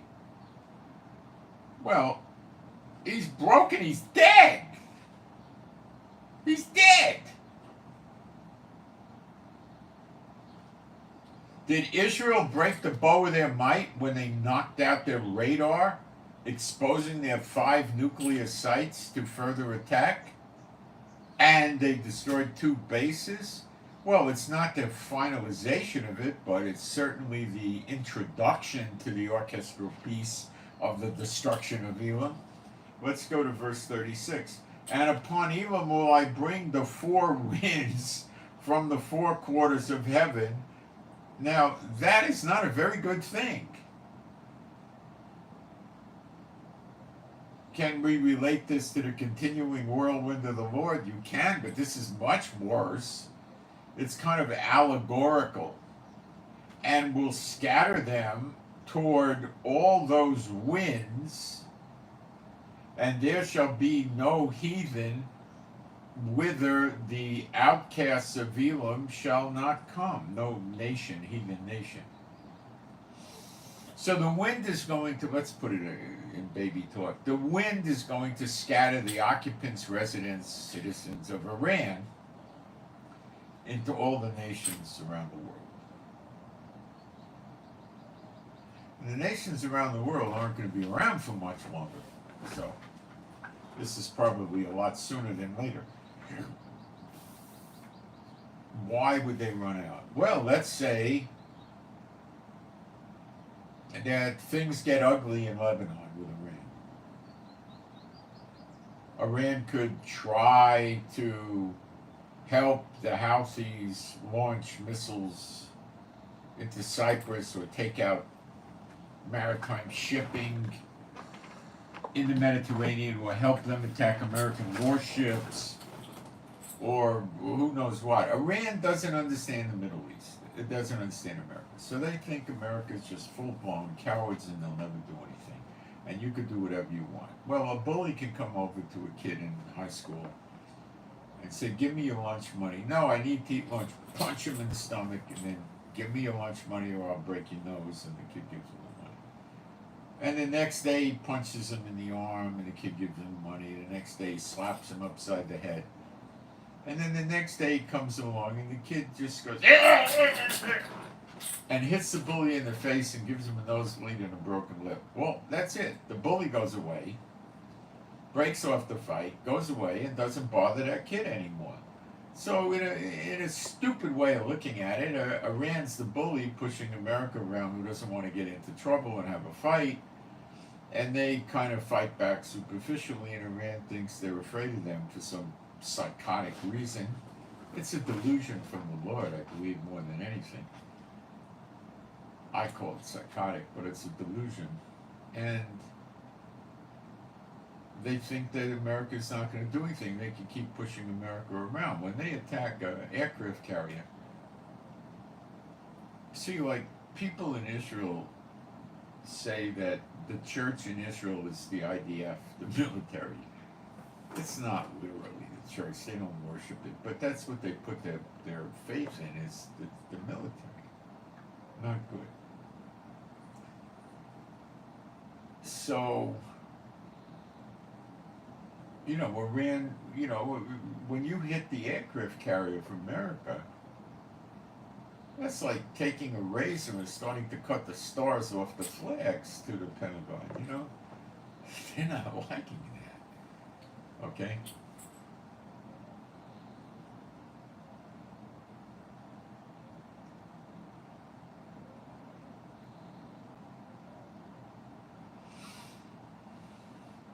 Now, what will happen in my mind, 99% in my mind, is that when Iran realizes what's happening to them, which is not going to be necessarily when the bombing starts in Lebanon, although it could be, they're going to call up China and Russia and North Korea, and they're going to say, come on, let's launch the sleeper agents in America.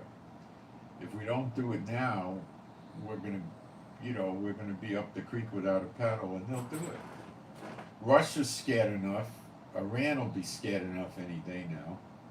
And China is not going to really push against it. And North Korea will love the idea.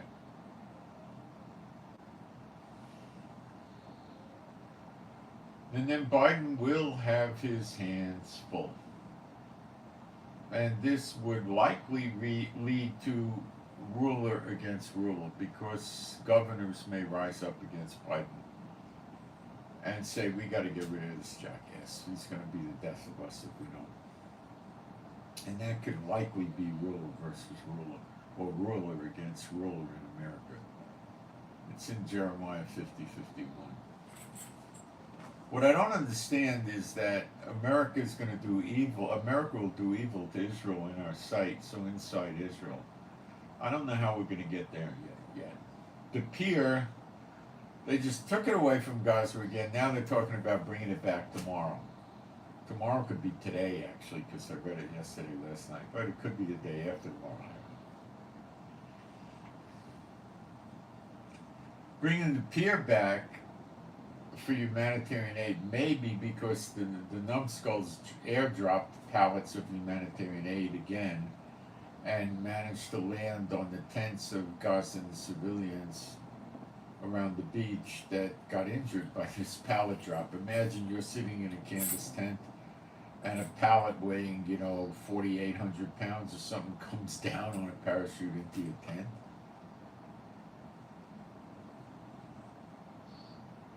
Right. The other reason is they might be thinking they're gonna maybe bring troops into Gaza. Now, America got lousy attitudes in the middle of this. They don't want Israel to win. So they're giving Austin, the Secretary of Defense, yesterday or the day before, said Israel has, what is the word he used? A gap in their line of defenses, and they need anti-missile missiles, and we're sending some over there on an emergency basis to stop up that gap they have. See, Biden has no trouble giving Israel defensive weapons, but he's still withholding the 3,500 bombs. He doesn't want Israel having a victory, and he doesn't want Israel destroyed. He wants this, what I call fake Israel. It's just not an Israel serving God, a fake Israel to continue, which is the daughter of Babylon, the whore of Babylon's position. Okay, where the beast, when he comes, which is going to be decades away, he wants idolatry, the statue that talks, people worship it. He's straight up idolater. Okay.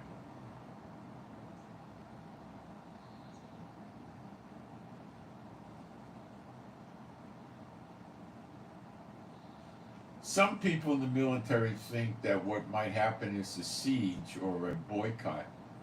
A blockade is the best word, sorry. A blockade on Iran. It's a tough thing to pull off, and I don't think it's worthwhile for them to try it. The way that works is you declare Iranian airspace a no-fly zone, and you put ships in the Persian Gulf to stop Iranian ships leaving, selling oil and natural gas, and just let shipments of food and medical in and out.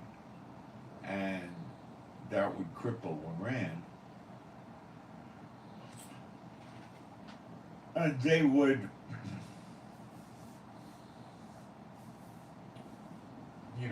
not like that. And they would fight against it, so you'd have to take out their 1,500 go-fast boats, which is probably more than 1,500 now. And whatever crappy Navy boats they have, you'd have to take them out too.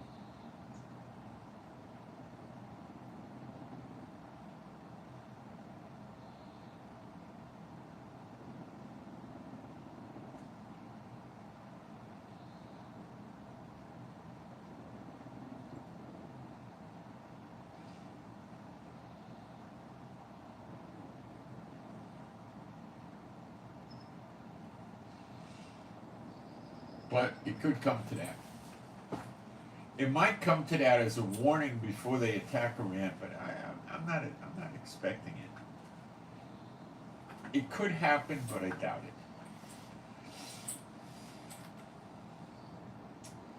So, what would the Lebanese attack look like? Aircraft carriers, planes, all kinds of bombing on Hezbollah targets. France, UK, and America and Israel, reconnaissance, drones and flights, pinpointing everything, hacking communications, knocking out power grids, trying to protect the civilians. There would be notices dropped by plane and broadcast to move north of the Litani River line as far as you can. Humanitarian aid would be brought into Lebanon freely. Remember, it's not an entirely Muslim country, so there would be humanitarian aid coming into them. Maybe setting up a field hospitals, 60 miles north of the Litani River or something. All efforts would be made to get the civilians, to preserve their lives, but a lot of property would be damaged.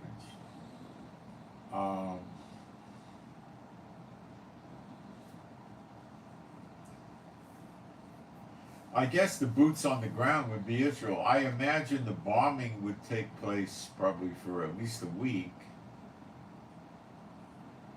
and there would be constant calls to Hezbollah using third parties to surrender.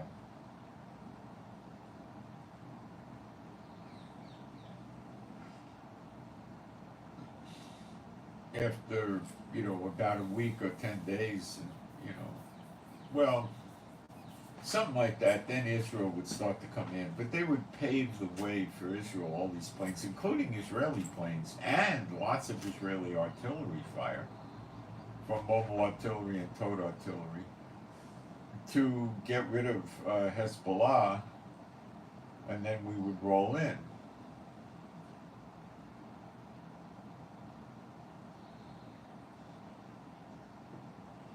So, another reason for the American troops is to make sure that Israel doesn't, have a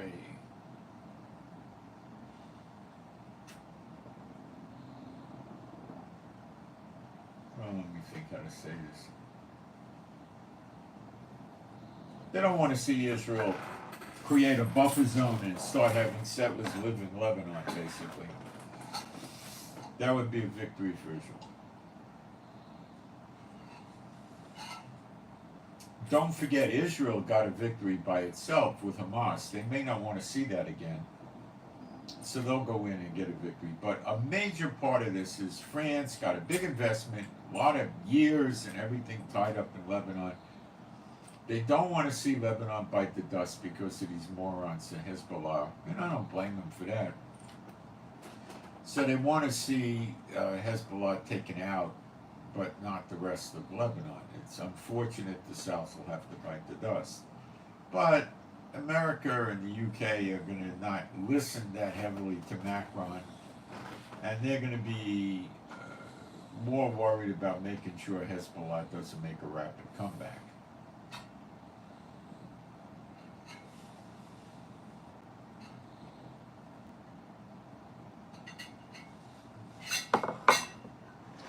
This business of invading the Galilee and taking it over is a stupid thing to say.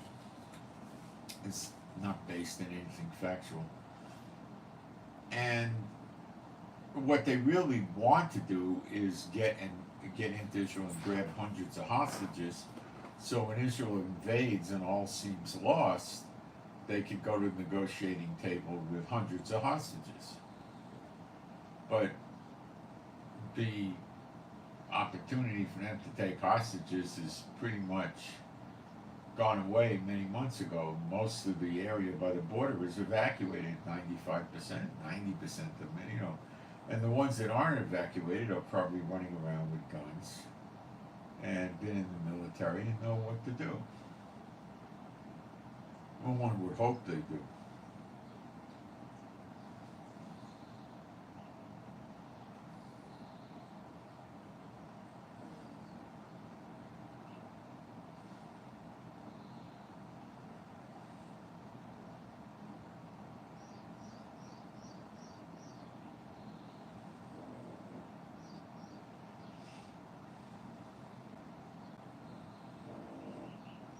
So the planes would be bombing Lebanon day and night. They'd probably come in wings of 25, maybe 10. Hit various targets, drop their payload, go back, refuel, more weapons, come back, drop again, and go back and forth, back and forth, back and forth. Rotate pilots, rotate planes. It would go on 24/7. And Hezbollah would occasionally get rockets off at Israel from tunnels, and the tunnels would probably get blown up. And then after that, Israel would come in and start destroying them in the tunnels.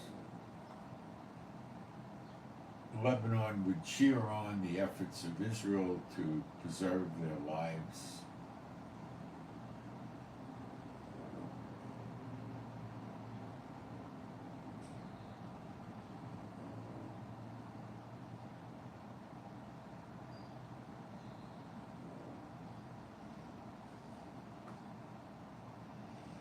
So that's how I see it happening. Will it take 5 weeks? Maybe, maybe not. It depends what Lebanon does. If Lebanon keeps increasing steadily the amount of missiles every day, it'll be accelerated.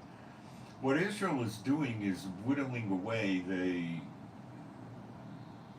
infrastructure of Hezbollah, so they can't conduct the war. So it's going in every day and attacking different targets.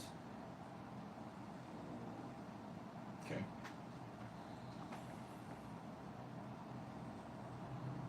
I don't think this is going to go on for 5 weeks. And I don't think Iran is going to let it happen. And I think Iran is going to react to the Americans saying they're going to help knock out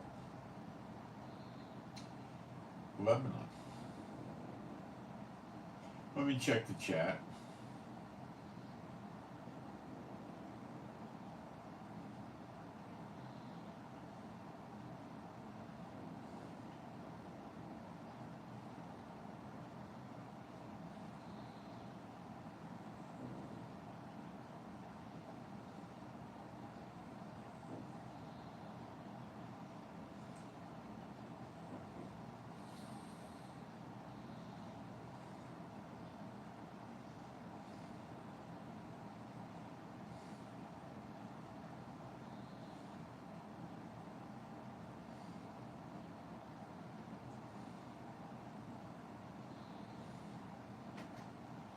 Okay, so I don't think this 5 weeks is going to hold up. Israel can't take 5 weeks of this. It's too painful. It came to my attention that many Israelis are leaving Israel now. Not forever, but temporarily. They're going all over the place. Europe, America, you name it, they go there. Cheap places to go are parts of Europe like Romania, Czechoslovakia, Slovakia, Poland. I doubt they're going to Ukraine, and I doubt they're going to Russia, but those are cheap places to live, but I don't think they're going there. If you start going to Italy and France and Belgium and Austria, it gets very expensive. The UK, very expensive. These other countries are very cheap,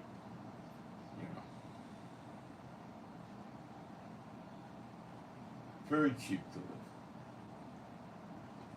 They might go to some places in Africa like Kenya, but that's not that cheap.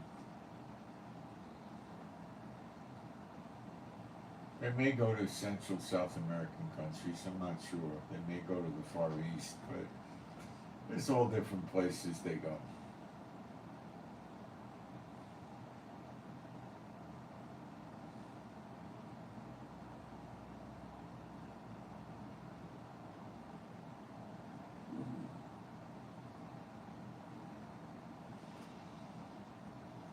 They might get stuck outside of Israel and have to come back in the Exodus.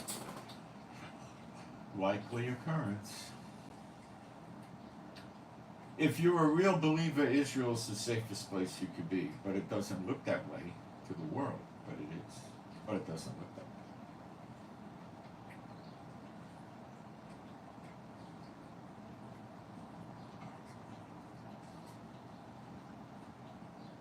So all roads lead to the destruction of Iran, and Iraq and Syria are going to go with it. We know Damascus shall be a ruinous heap, but nobody tells us who's going to do it. Probably Israel, but what if it was someone else? It still would be a fulfillment. Damascus is a ruinous heap. What does it say about Lebanon? Lebanon, open up your doors, let the cedars of Lebanon burn. It doesn't say who's going to burn it. Burn is burn. It tells us with Elam, Iran, and the parts of Syria and Iraq, that her enemies will destroy us. So it's America plus enemies. Well, we're pretty sure we'll see UK and France with America. We may see other countries too.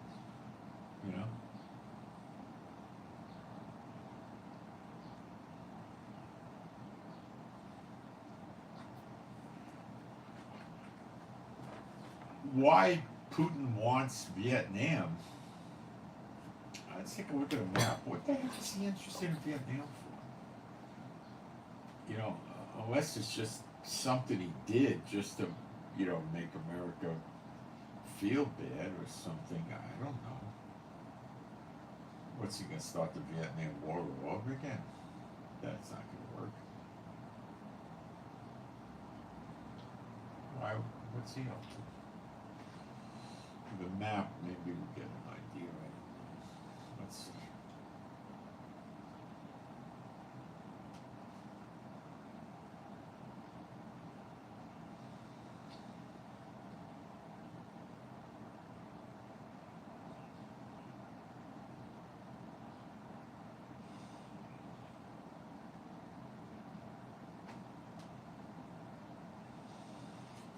The only thing I get that makes any sense is it's right next to China, so it gives China an extra buffer zone if they come into the fold, sort of.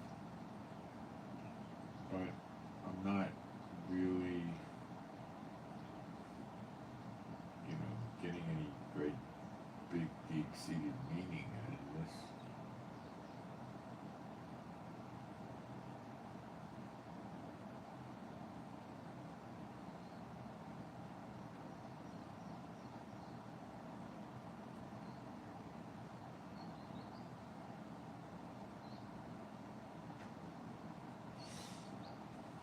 I'm not coming up with any great ideas on Vietnam. I don't see anything really seriously strategic about that.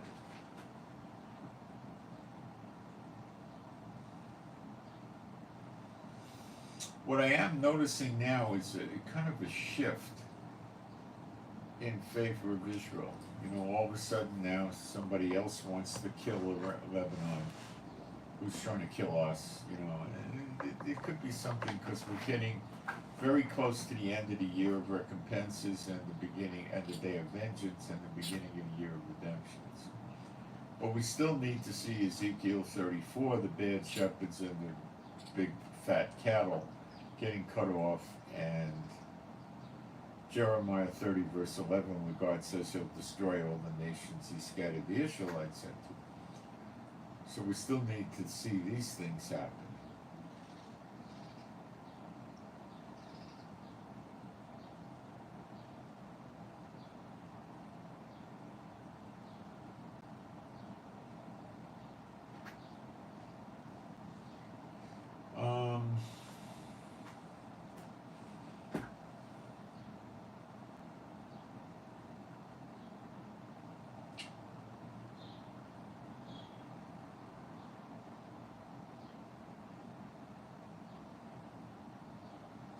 I guess that's about it. Unless anybody has anything to add, I'll see if anything came up in the chat. Time frame, we know the time frame. We're going to be waiting till the 24th to see if there's a diplomatic solution from Hezbollah, and I don't doubt it. I don't expect it, because it's not gonna be just, okay, we'll lay our weapons down, they lay where theirs down. No, it has to be, you gotta go behind the Litani River. You gotta stay back there. If you don't stay back there, we're gonna start up again. I don't believe that Hezbollah is gonna go retreat back up north of the Litani River by any means. Unless it's, it's just not gonna happen.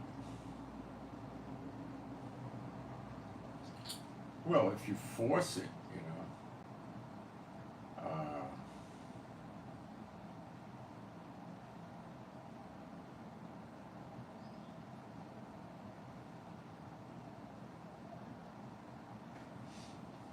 then they'll go. It has to be, if they stick their head out of a tunnel, it gets a bullet, an artillery shell, a mortar, a rocket, or a bomb. That's Gaza. Okay? Because they're going to be underground. They're going to go into the old Roach. Remember the Roach Motel? They go in, but they can't go out. It was a little cardboard thing you set up. I think they still sell them. They got something like it in Israel, a little box about this big. It looks like a little cardboard house or a hotel. And it has things in there with a good scent to the roaches, so they follow it because they think it's good food. And they walk in there and there's sticky paper.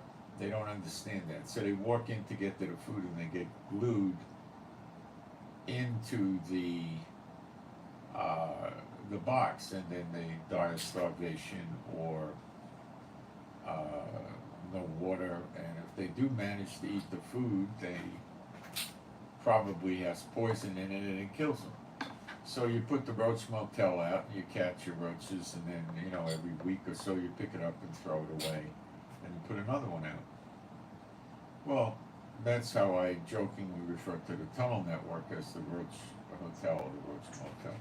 They go in, but they can't go out, you know.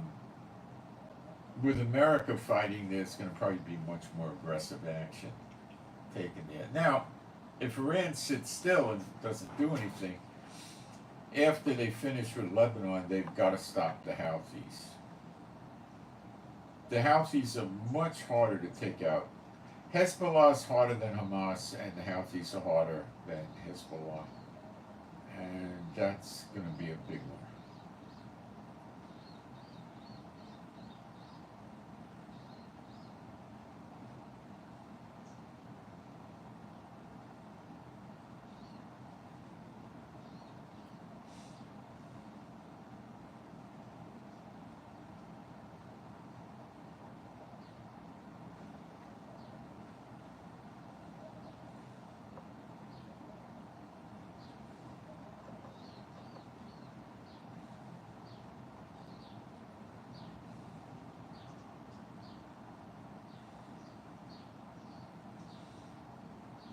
So I guess that's it.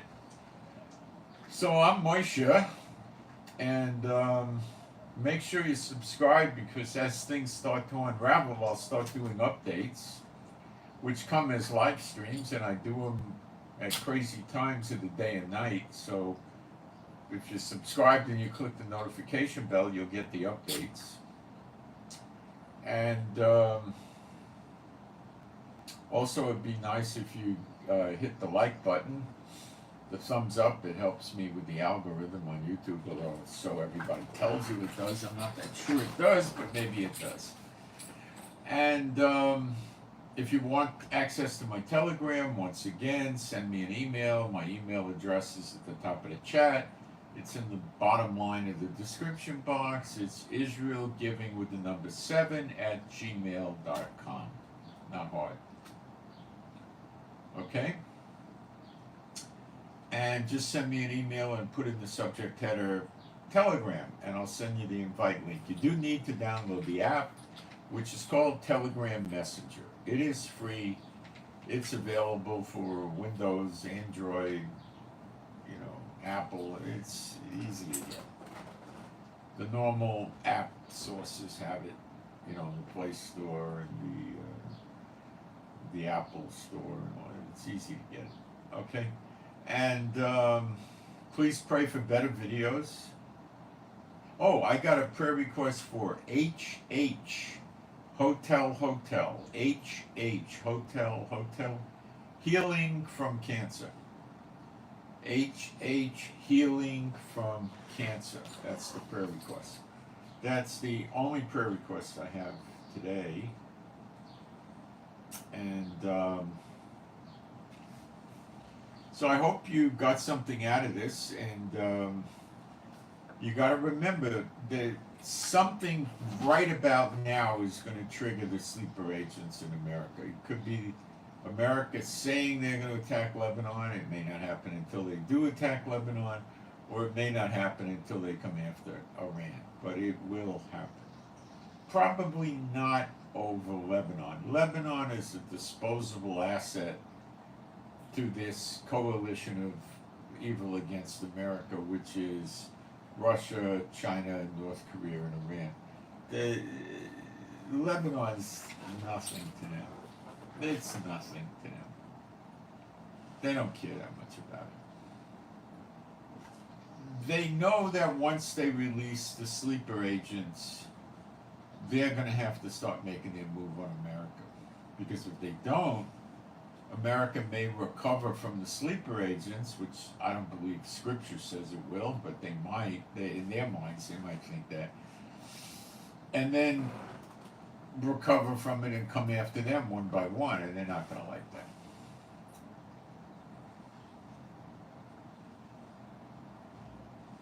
%70 of these people coming into America illegally and then becoming legal with the amnesty and Biden passing bills to make it easier for them to vote, and states have the ability on their own to say, yeah, they could vote in presidential elections, is one way Biden expects to pick up votes. I doubt these 70% military age males coming in are going to vote for anybody. They're not going to bother to go register or anything like that. They're not there for that. Okay?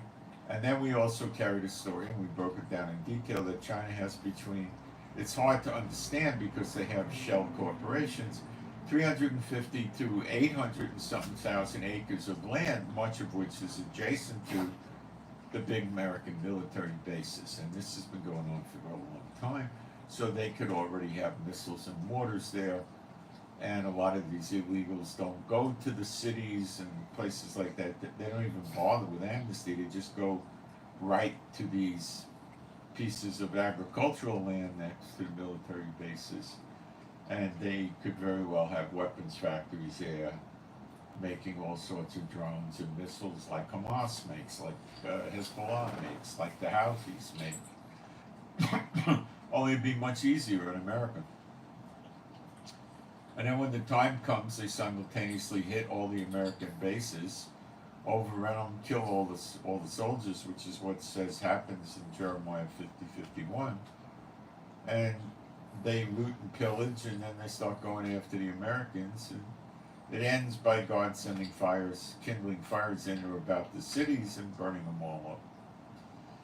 But those that spoil or loot America will not be disappointed, the Scripture says, so they're going to get a lot of loot out of there.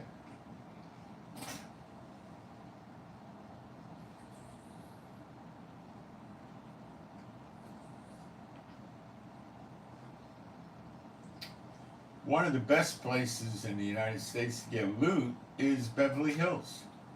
And Beverly Hills is a mess right now. Many of the stores are closed. I've watched videos, not all, but many.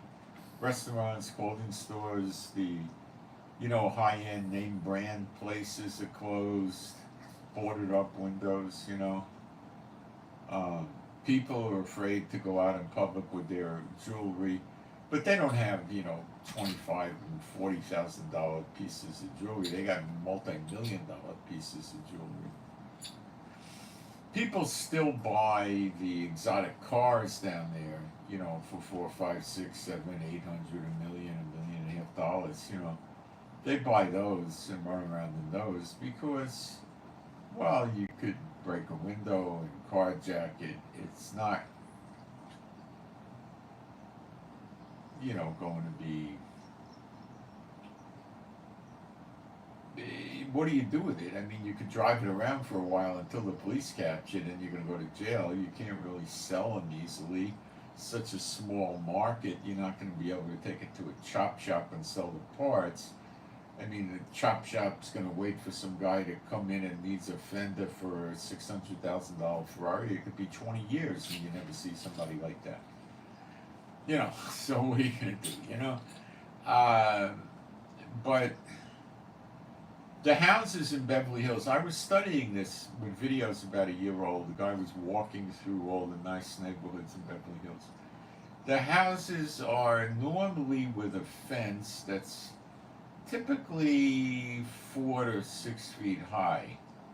And it normally has a gate of about 20 feet that opens, usually electronically, to let the people come into a driveway in the front of the house, where they might have a parking area, and then it goes to another driveway towards the rear of the house, and they have a garage there. And generally, the car you see in the front is going to be like a run-of-the-mill regular SUV, not a cheap, discount junker. Like a regular one. It's not going to be anything exotic.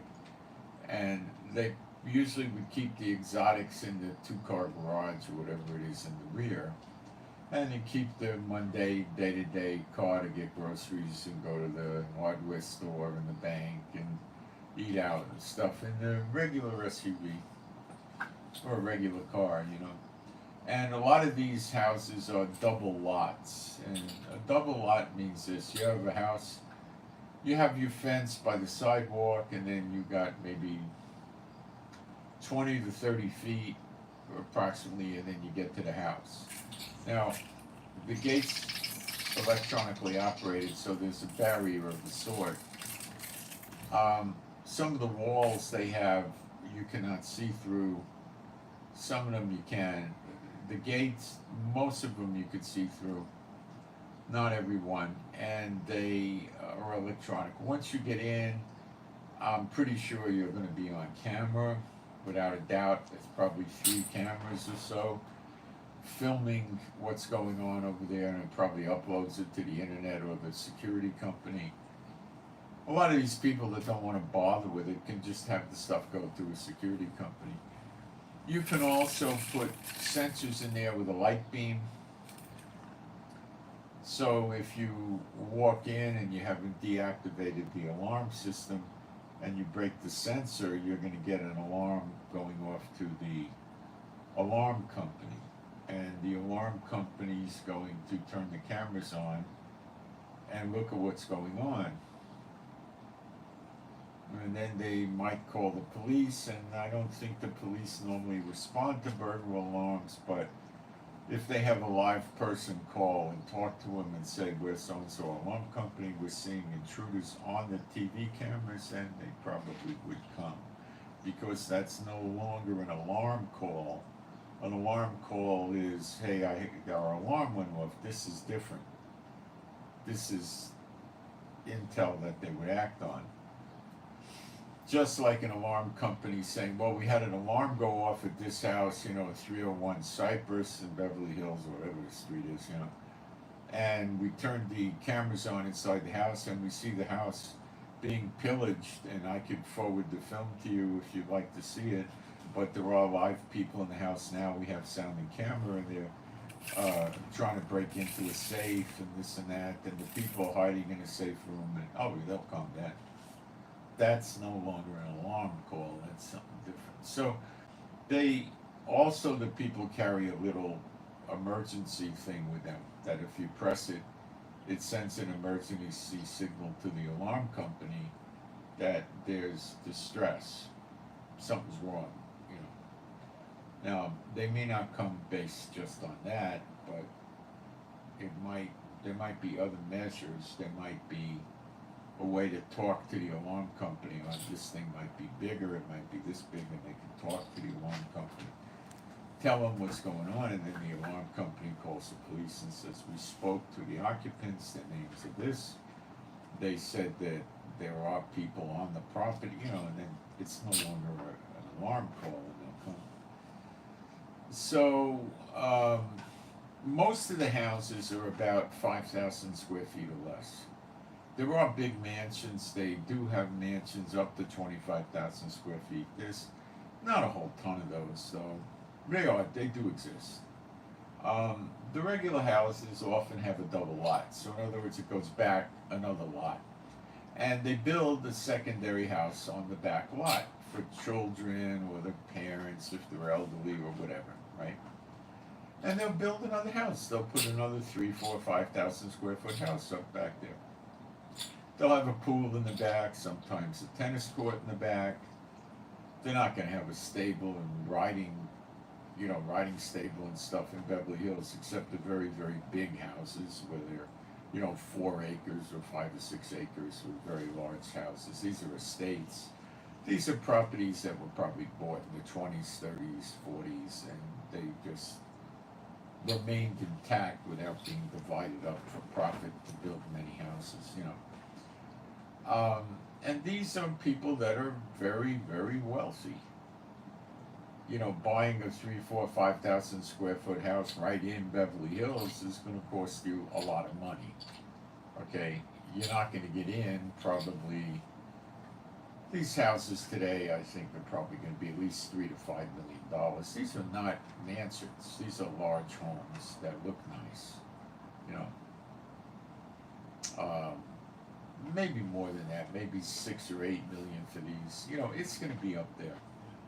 And these are wealthy people that go there. These are not, Now you're going to find people that, bought the house in 1976 and they paid $450,000 for it, and they're not that wealthy, but they have the house free and clear now, or almost free and clear. Some of that. But these are people that have things worth looting. I mean, jewelry, artwork, expensive clothing, very expensive purses that cost many thousands of dollars, fur coats, expensive this, expensive that, crystal, wine cellars. These houses almost always have wine cellars. Now, when you get to the mansions you're going to go from, 10 million to 100 million, or more. Some of them are 200 million, they're huge. There's 100,000 square foot mansions running around. And these are on several acres. Usually they're on 3, 4, 5 acres. They have indoor pools, outdoor pools, jacuzzis in the house, jacuzzis out back. They got outdoor kitchens. They got barbecue pits. They got places to sit under, a patio where you have a roof over you. They got multiple balconies all over the place. They're, massive things where they have servants and, full-time gardeners for a place like this. You probably would have at least one full-time gardener that comes to work 5 days a week for 8 hours and just works on your property. Once the guy has it in shape, he can keep it in shape, one person, they have usually another guy, like a maintenance guy. He may come in the morning and leave in the evening. And he takes care of fixing the toilets and the plumbing and the outdoor kitchen. And, some of them have 3 kitchens. They got an outdoor kitchen in the back. They might have one up high on one of the decks, a small one. They'll have one for the staff, and they'll have one or even two main kitchens in the house. These houses often get into 5, 6, 7 bedrooms, 3 levels. They have elevators, servants' quarters. Most often they have a secondary house behind the pool. They call it a pool house. Usually they're 2 or 3 bedrooms. They could be anywhere from 1,800 square feet to 4,000 or 5,000 square feet. And these things are palatial, and you're going to have quite a haul if you get into these places, because these are really super rich people, and you're going to, the mother lode is going to be gold, silver, and jewelry. Second is going to come antiques, decorations, expensive clothing, expensive electronics, and the wine cellar, exotic liquors, any other kind of collectibles they have. Clothing, very expensive clothing. And these people spend $1,000 or more for a pair of sunglasses. Cartier sunglasses will run them $1,200, $1,800. They'll have several pair of these. They don't care. They'll have tins of caviar like this. $1,000, $2,000, $3,000, $4,000 a tin. They'll have several tins like that for entertaining. Expensive wines and liquors all over the place. They have walk-in freezers, some of them. A lot of them don't. A lot of them, what they have is big refrigerators. They'll have one big refrigerator, and next to it looks just like a refrigerator, except the whole thing's a freezer. And that's pretty much what they have. Most of them don't have a lot of people living in the house. The kids usually don't live there unless they're small. Most of the time, I don't think they get along with these Satan bot millionaire parents, and they're gone. And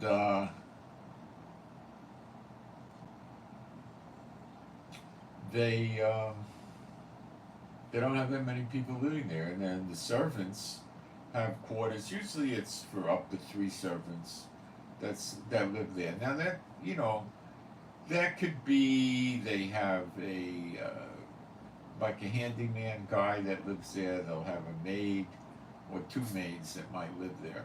And they have other people that come to work during the day, like the gardener comes to work during the day. A maintenance guy may come to work during the day. Other maids and cooks may come to work during the day. So they have different people. With cooks, I used to know a girl that was a professional cook. She got out of a 2-year culinary institute in San Francisco, and she got hired by some millionaires down by Palo Alto that were quite old. And what they did is they had her come down in the morning to do breakfast and then to do a lunch, and then she went home. Probably by 2:30 or so, maybe 3 o'clock, she was out of there. She didn't live there. They didn't eat dinner. They went to bed early, and they made their main meals during the day. So you have people that live like that, and then you have other people that live opposite to that. They're very energetic, working people, and they get up at 5, like I do, and they'll have maybe a little cereal or something simple for a quick breakfast, and have some coffee, and then they're out the door, or they go in their office and they're working, and they don't really want to sit down and dine royally in the morning. And at lunch, a lot of them are going to be involved with business lunches in restaurants and things like that. So they might have the cook come in the afternoon. If they're going to work in the house, they might have them come in at 12 and then make them a nice little lunch, 1, 2 o'clock, and then do a big dinner. And then he leaves maybe 9:30, 10 o'clock, comes back the next day at noon. They have things like this. Now for the ultra rich, like a Trump or something like that, they'll have at least 2 cooks, if not 3. They probably have 3 on the payroll. So there's a cook there almost every hour of the day, 7 days a week. So there's always somebody there for breakfast, always somebody there for lunch, and always somebody there for dinner, and they'll get paid. And they'll frequently live in sometimes they take what's called a pool house, and they build a house, and they make it for the staff. I saw an estate in Ardsley on the Hudson, New York, that I believe was built this way. It looked like a residential house, but it really was quarters, and it was set back away from. This was a big estate. It had riding stables. It had a little zoo. It had a pool. I mean, it was so big you could ride horses around on it a little bit. I mean, you could walk the horse around and maybe a slow trot. It was probably 12, 15 acres, something like that. Maybe 20. It was a pretty big piece of land. It had a huge mansion. It was probably 12,000 square feet or something, or maybe more. And it had a garage. You probably could have put 12 or 15, well, 10 or 12 cars in, probably at least 8. And what else did it have? That was really about it. It was just a lot of grounds and gardens. It had a regular 40-foot pool, no great exotic pool. And the house had front patio and back patio, and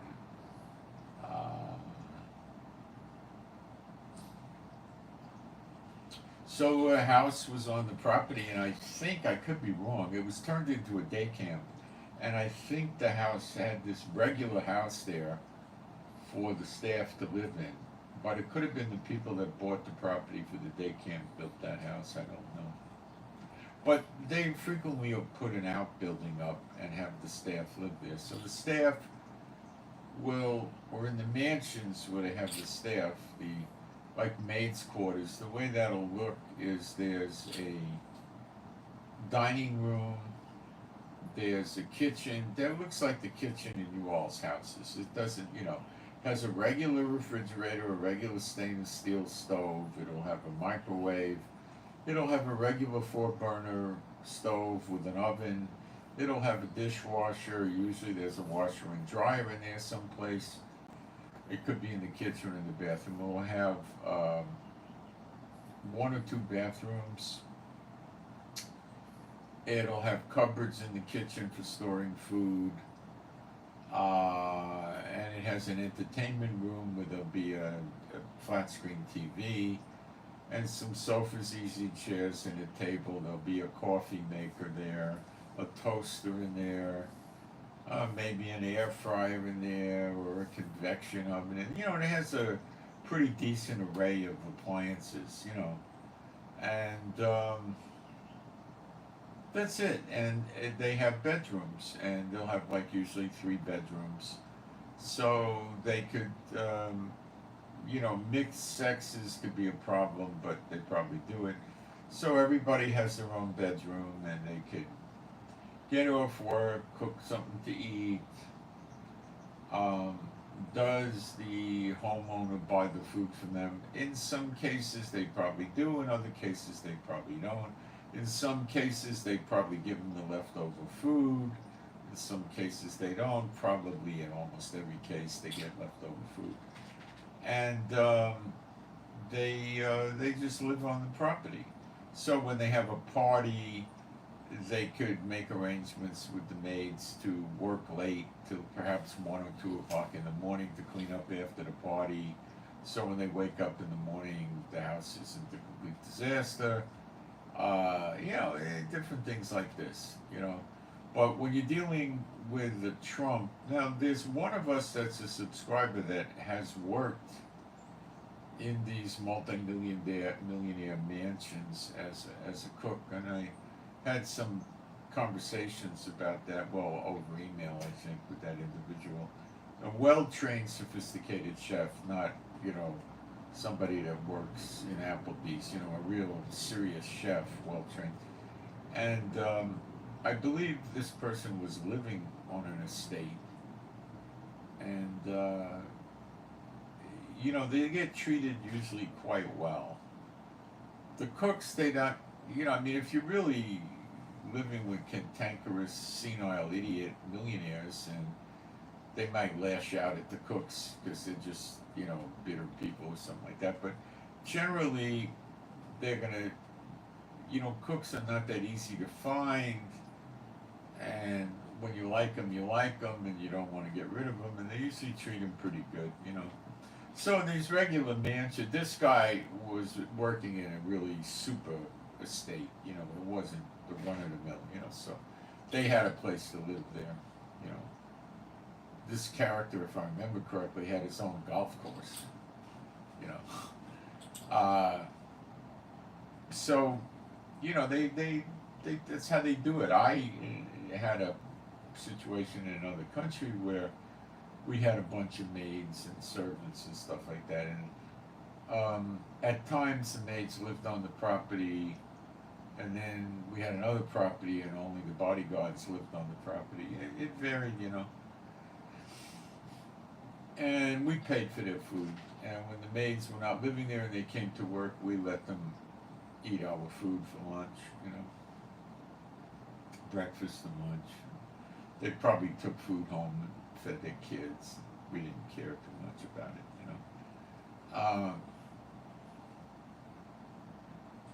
So that's how they live. So these houses are going to get hit. Now, Beverly Hills is just one city. I would guess off the top of my head there's 40 or 50 communities around the United States that are kind of like Beverly Hills. But Beverly Hills is got a reputation unto its own. But these are other communities in other states, like Cherry Hill, New Jersey, and stuff like that.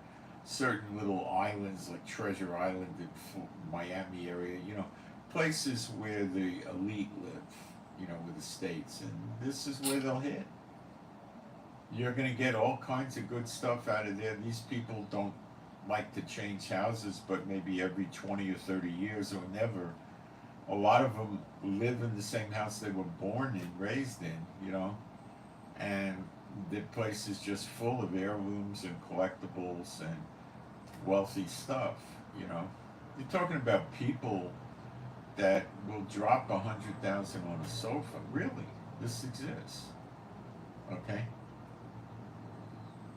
They'll spend millions decorating their house. These people will buy a small passenger jet, like a 737 or one of the small ones, and make it into a private aircraft. And they'll put $50 million in the interior. When they buy the plane, it has no interior. It's like a cargo plane, right? They got to put everything in.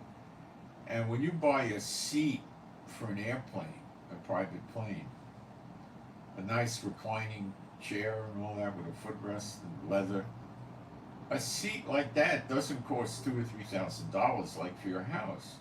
It has to be FAA approved, it has to be fireproof, it has to have various ratings for crash landings with absorbing the blow of your body and protecting your head and neck and all this kind of stuff. You're talking maybe $30,000, $50,000 for one chair. Really? They'll put millions and millions in the interior. What do you think they spend on their houses? They go out and buy a 250-foot yacht. The interior might cost $40 million, $50 million on these boats. They put rare marble in, rare woods, paneling, carpet like you wouldn't believe, beds that cost tens of thousands of dollars. They put bars in there, all kinds of air conditioning systems, jacuzzis, rain head showers, saunas. They put fireplaces in boats that burn wood. I would say you gotta have rocks in your head to want to have a wood burning fireplace on a boat, but people do it. Maybe they make the whole thing out of marble and concrete, so it can't really burn too well. And they could have a sprinkler system in. There's certainly plenty of water to sprinkle on fires, but I think you'd have to be pretty stupid to do it. But I could certainly imagine you sitting in your area and you open up the glass doors and the sea's exposed and you're sitting on a sofa watching TV or reading a book or whatever you're doing, and you got the fireplace going in a cool evening. It'd be delicious, but that's scary too, out in the middle of nowhere on the water and you're burning a fire on your boat. I don't know, but they do it.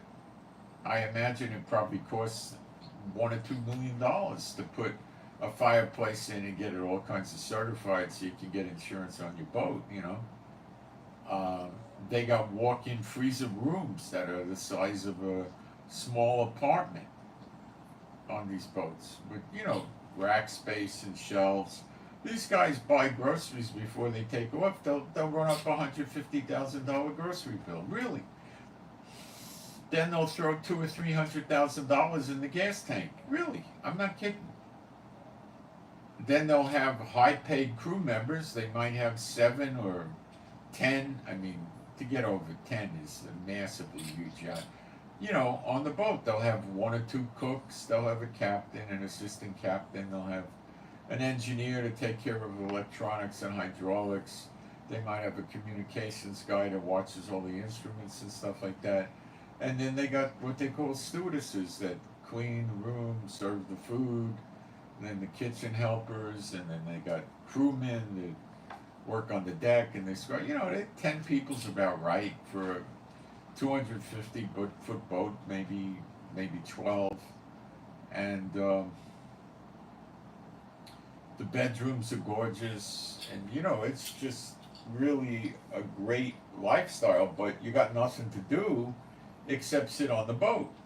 Now, for celebrities and really famous people, they might like that because they don't have to watch the crowds, and it could be relaxing, and they could bring their other friends with them, and they're all usually Satan bug pervert lunatics, and they can do what they want to do out on the boat in the middle of nowhere in international waters, and they got the best food money can buy with the greatest cooks, and they got nothing to do. But on all these yachts, you see they got like, 4, 5, 6, 7 bars. Every place you go, there's a stock bar on the boat. These people, it's the same in the mansions. They got bars all over the mansions. These people must be addicted to alcohol. I mean, I don't even know if I had a mansion, if I'd even build one bar, maybe a breakfast bar or a place to have shakes or something like that, but I don't know why the heck I'd want to have a bar. What would I do with it? It'd be a waste of space. You could build a soda fountain for kids if you got a lot of kids or something and make it fun for them, where you could pull the handle and get, seltzer, and, but why would I, they got bars all over the place, all over the mansions and on the yachts too. These people must have to have alcohol in their system at all times. That's what I think. Otherwise, why would you have all these bars? And they stock it with the best liquor. But, the best liquor goes down like burning rock gut.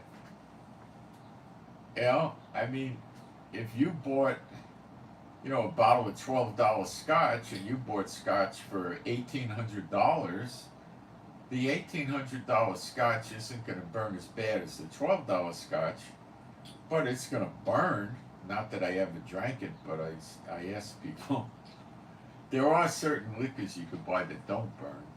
They probably go for those, but I don't know. I mean, then you got to ask yourself the wisdom of being out on a yacht and getting drunk.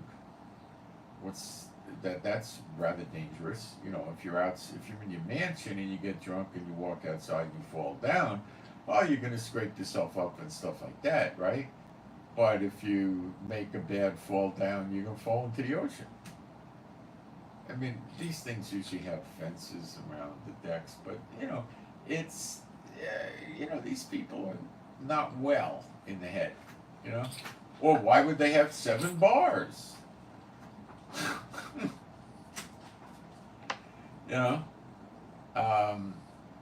So yeah, I wonder what's going to happen to all these yachts. Are they going to wind up in Israel? I have a feeling they will.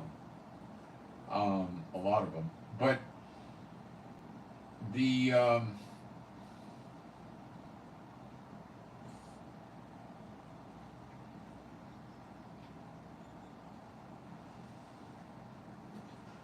houses are going to get looted, and the museums, and the stores, and the malls.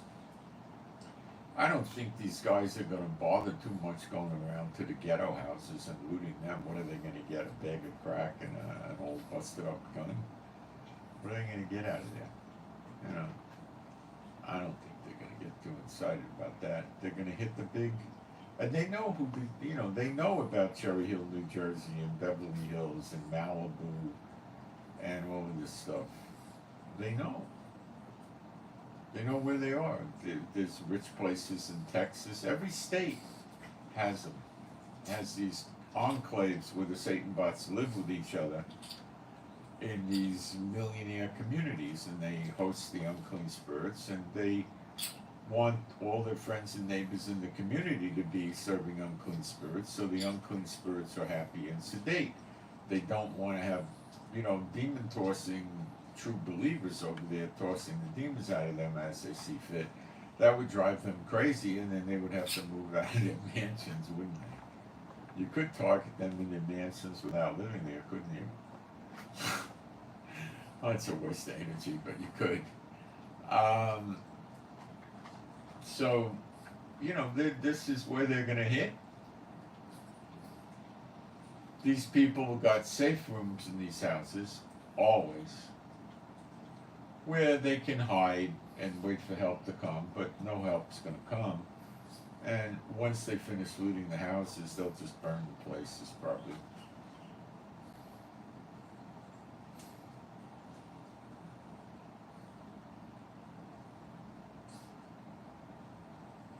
But let me tell you, there's a lot of communities like that. You'll find them in Wyoming. You'll find them in Idaho. Yes, you will. Big mansions with estates, ranches with estates. You'll find it, and they know where they are too.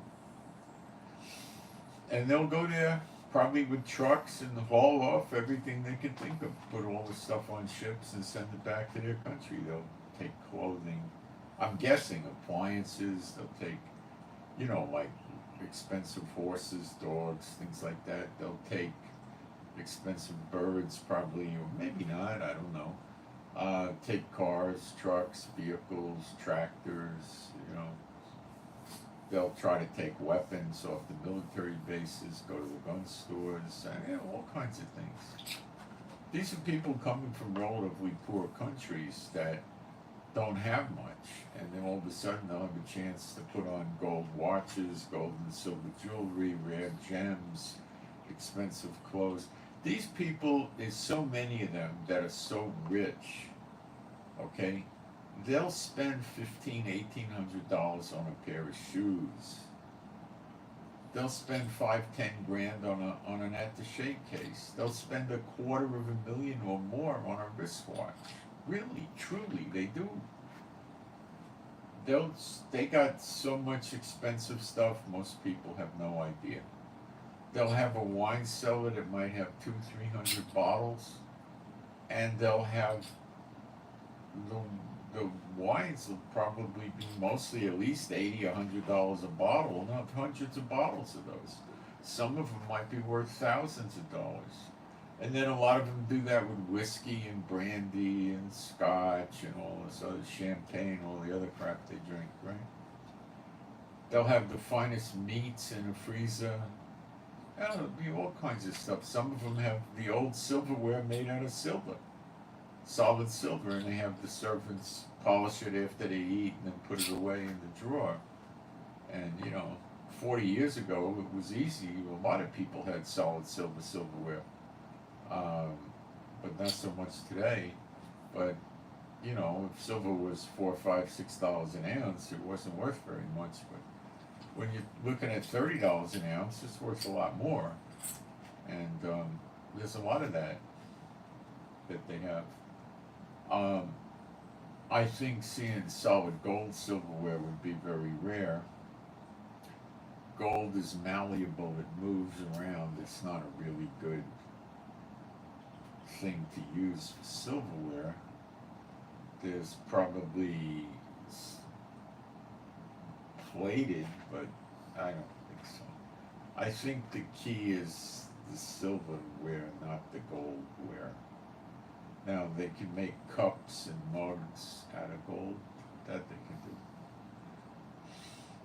But forks, spoons, knives get under pressure, and the gold doesn't hold up too good to pressure. Well, I suppose if you got 10 karat or maybe 14 karat, it would hold up enough, maybe, but maybe not. I don't know. And then it doesn't look that good. If you got 10 or 12 karat gold, it wouldn't look that much like gold. It would be kind of not attractive. So I don't know if people still have gold, silver, or if they ever did. But the solid silver, that they do have. And oh yeah, they're gonna have a field day hitting these houses.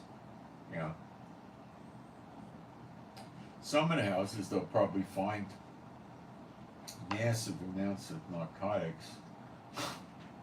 I don't know if they'll take them or not. They probably won't. They're soldiers, but they'll probably find them.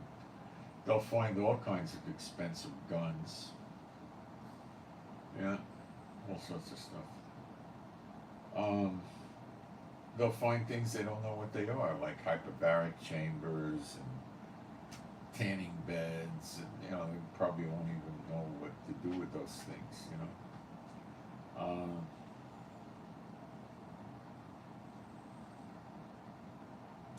A lot of these safe rooms are concealed, and you don't know there's a safe room there.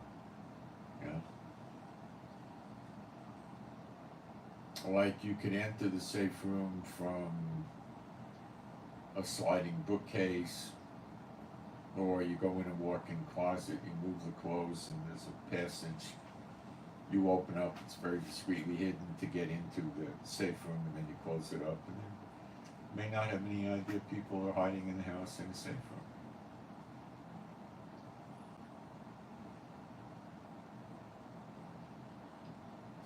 Okay, I'm Moshe. Please pray for me and my wife for our peace, safety, protection, joy, and healing of our bodies. And pray for our finances. Pray for offerings to come in. Pray for our animals and pets that are all rescues, that they be happy, healthy, and whole. And pray for the peace of Jerusalem. And pray for better videos. And just sit tight and watch, and we'll keep updating you. And I don't think we're going to have a very long wait. Hezbollah is still launching at us, but not as much as they were. They kind of cranked it down a little, maybe 30-40%. I'm guessing something like that. It still goes on, but it's not as bad as it was. So they might be getting hesitant, but we'll see. And I send my shalom to all those who love Yeshua HaMashiach, and I'm out. 3 hours I went. Okay, I'm out.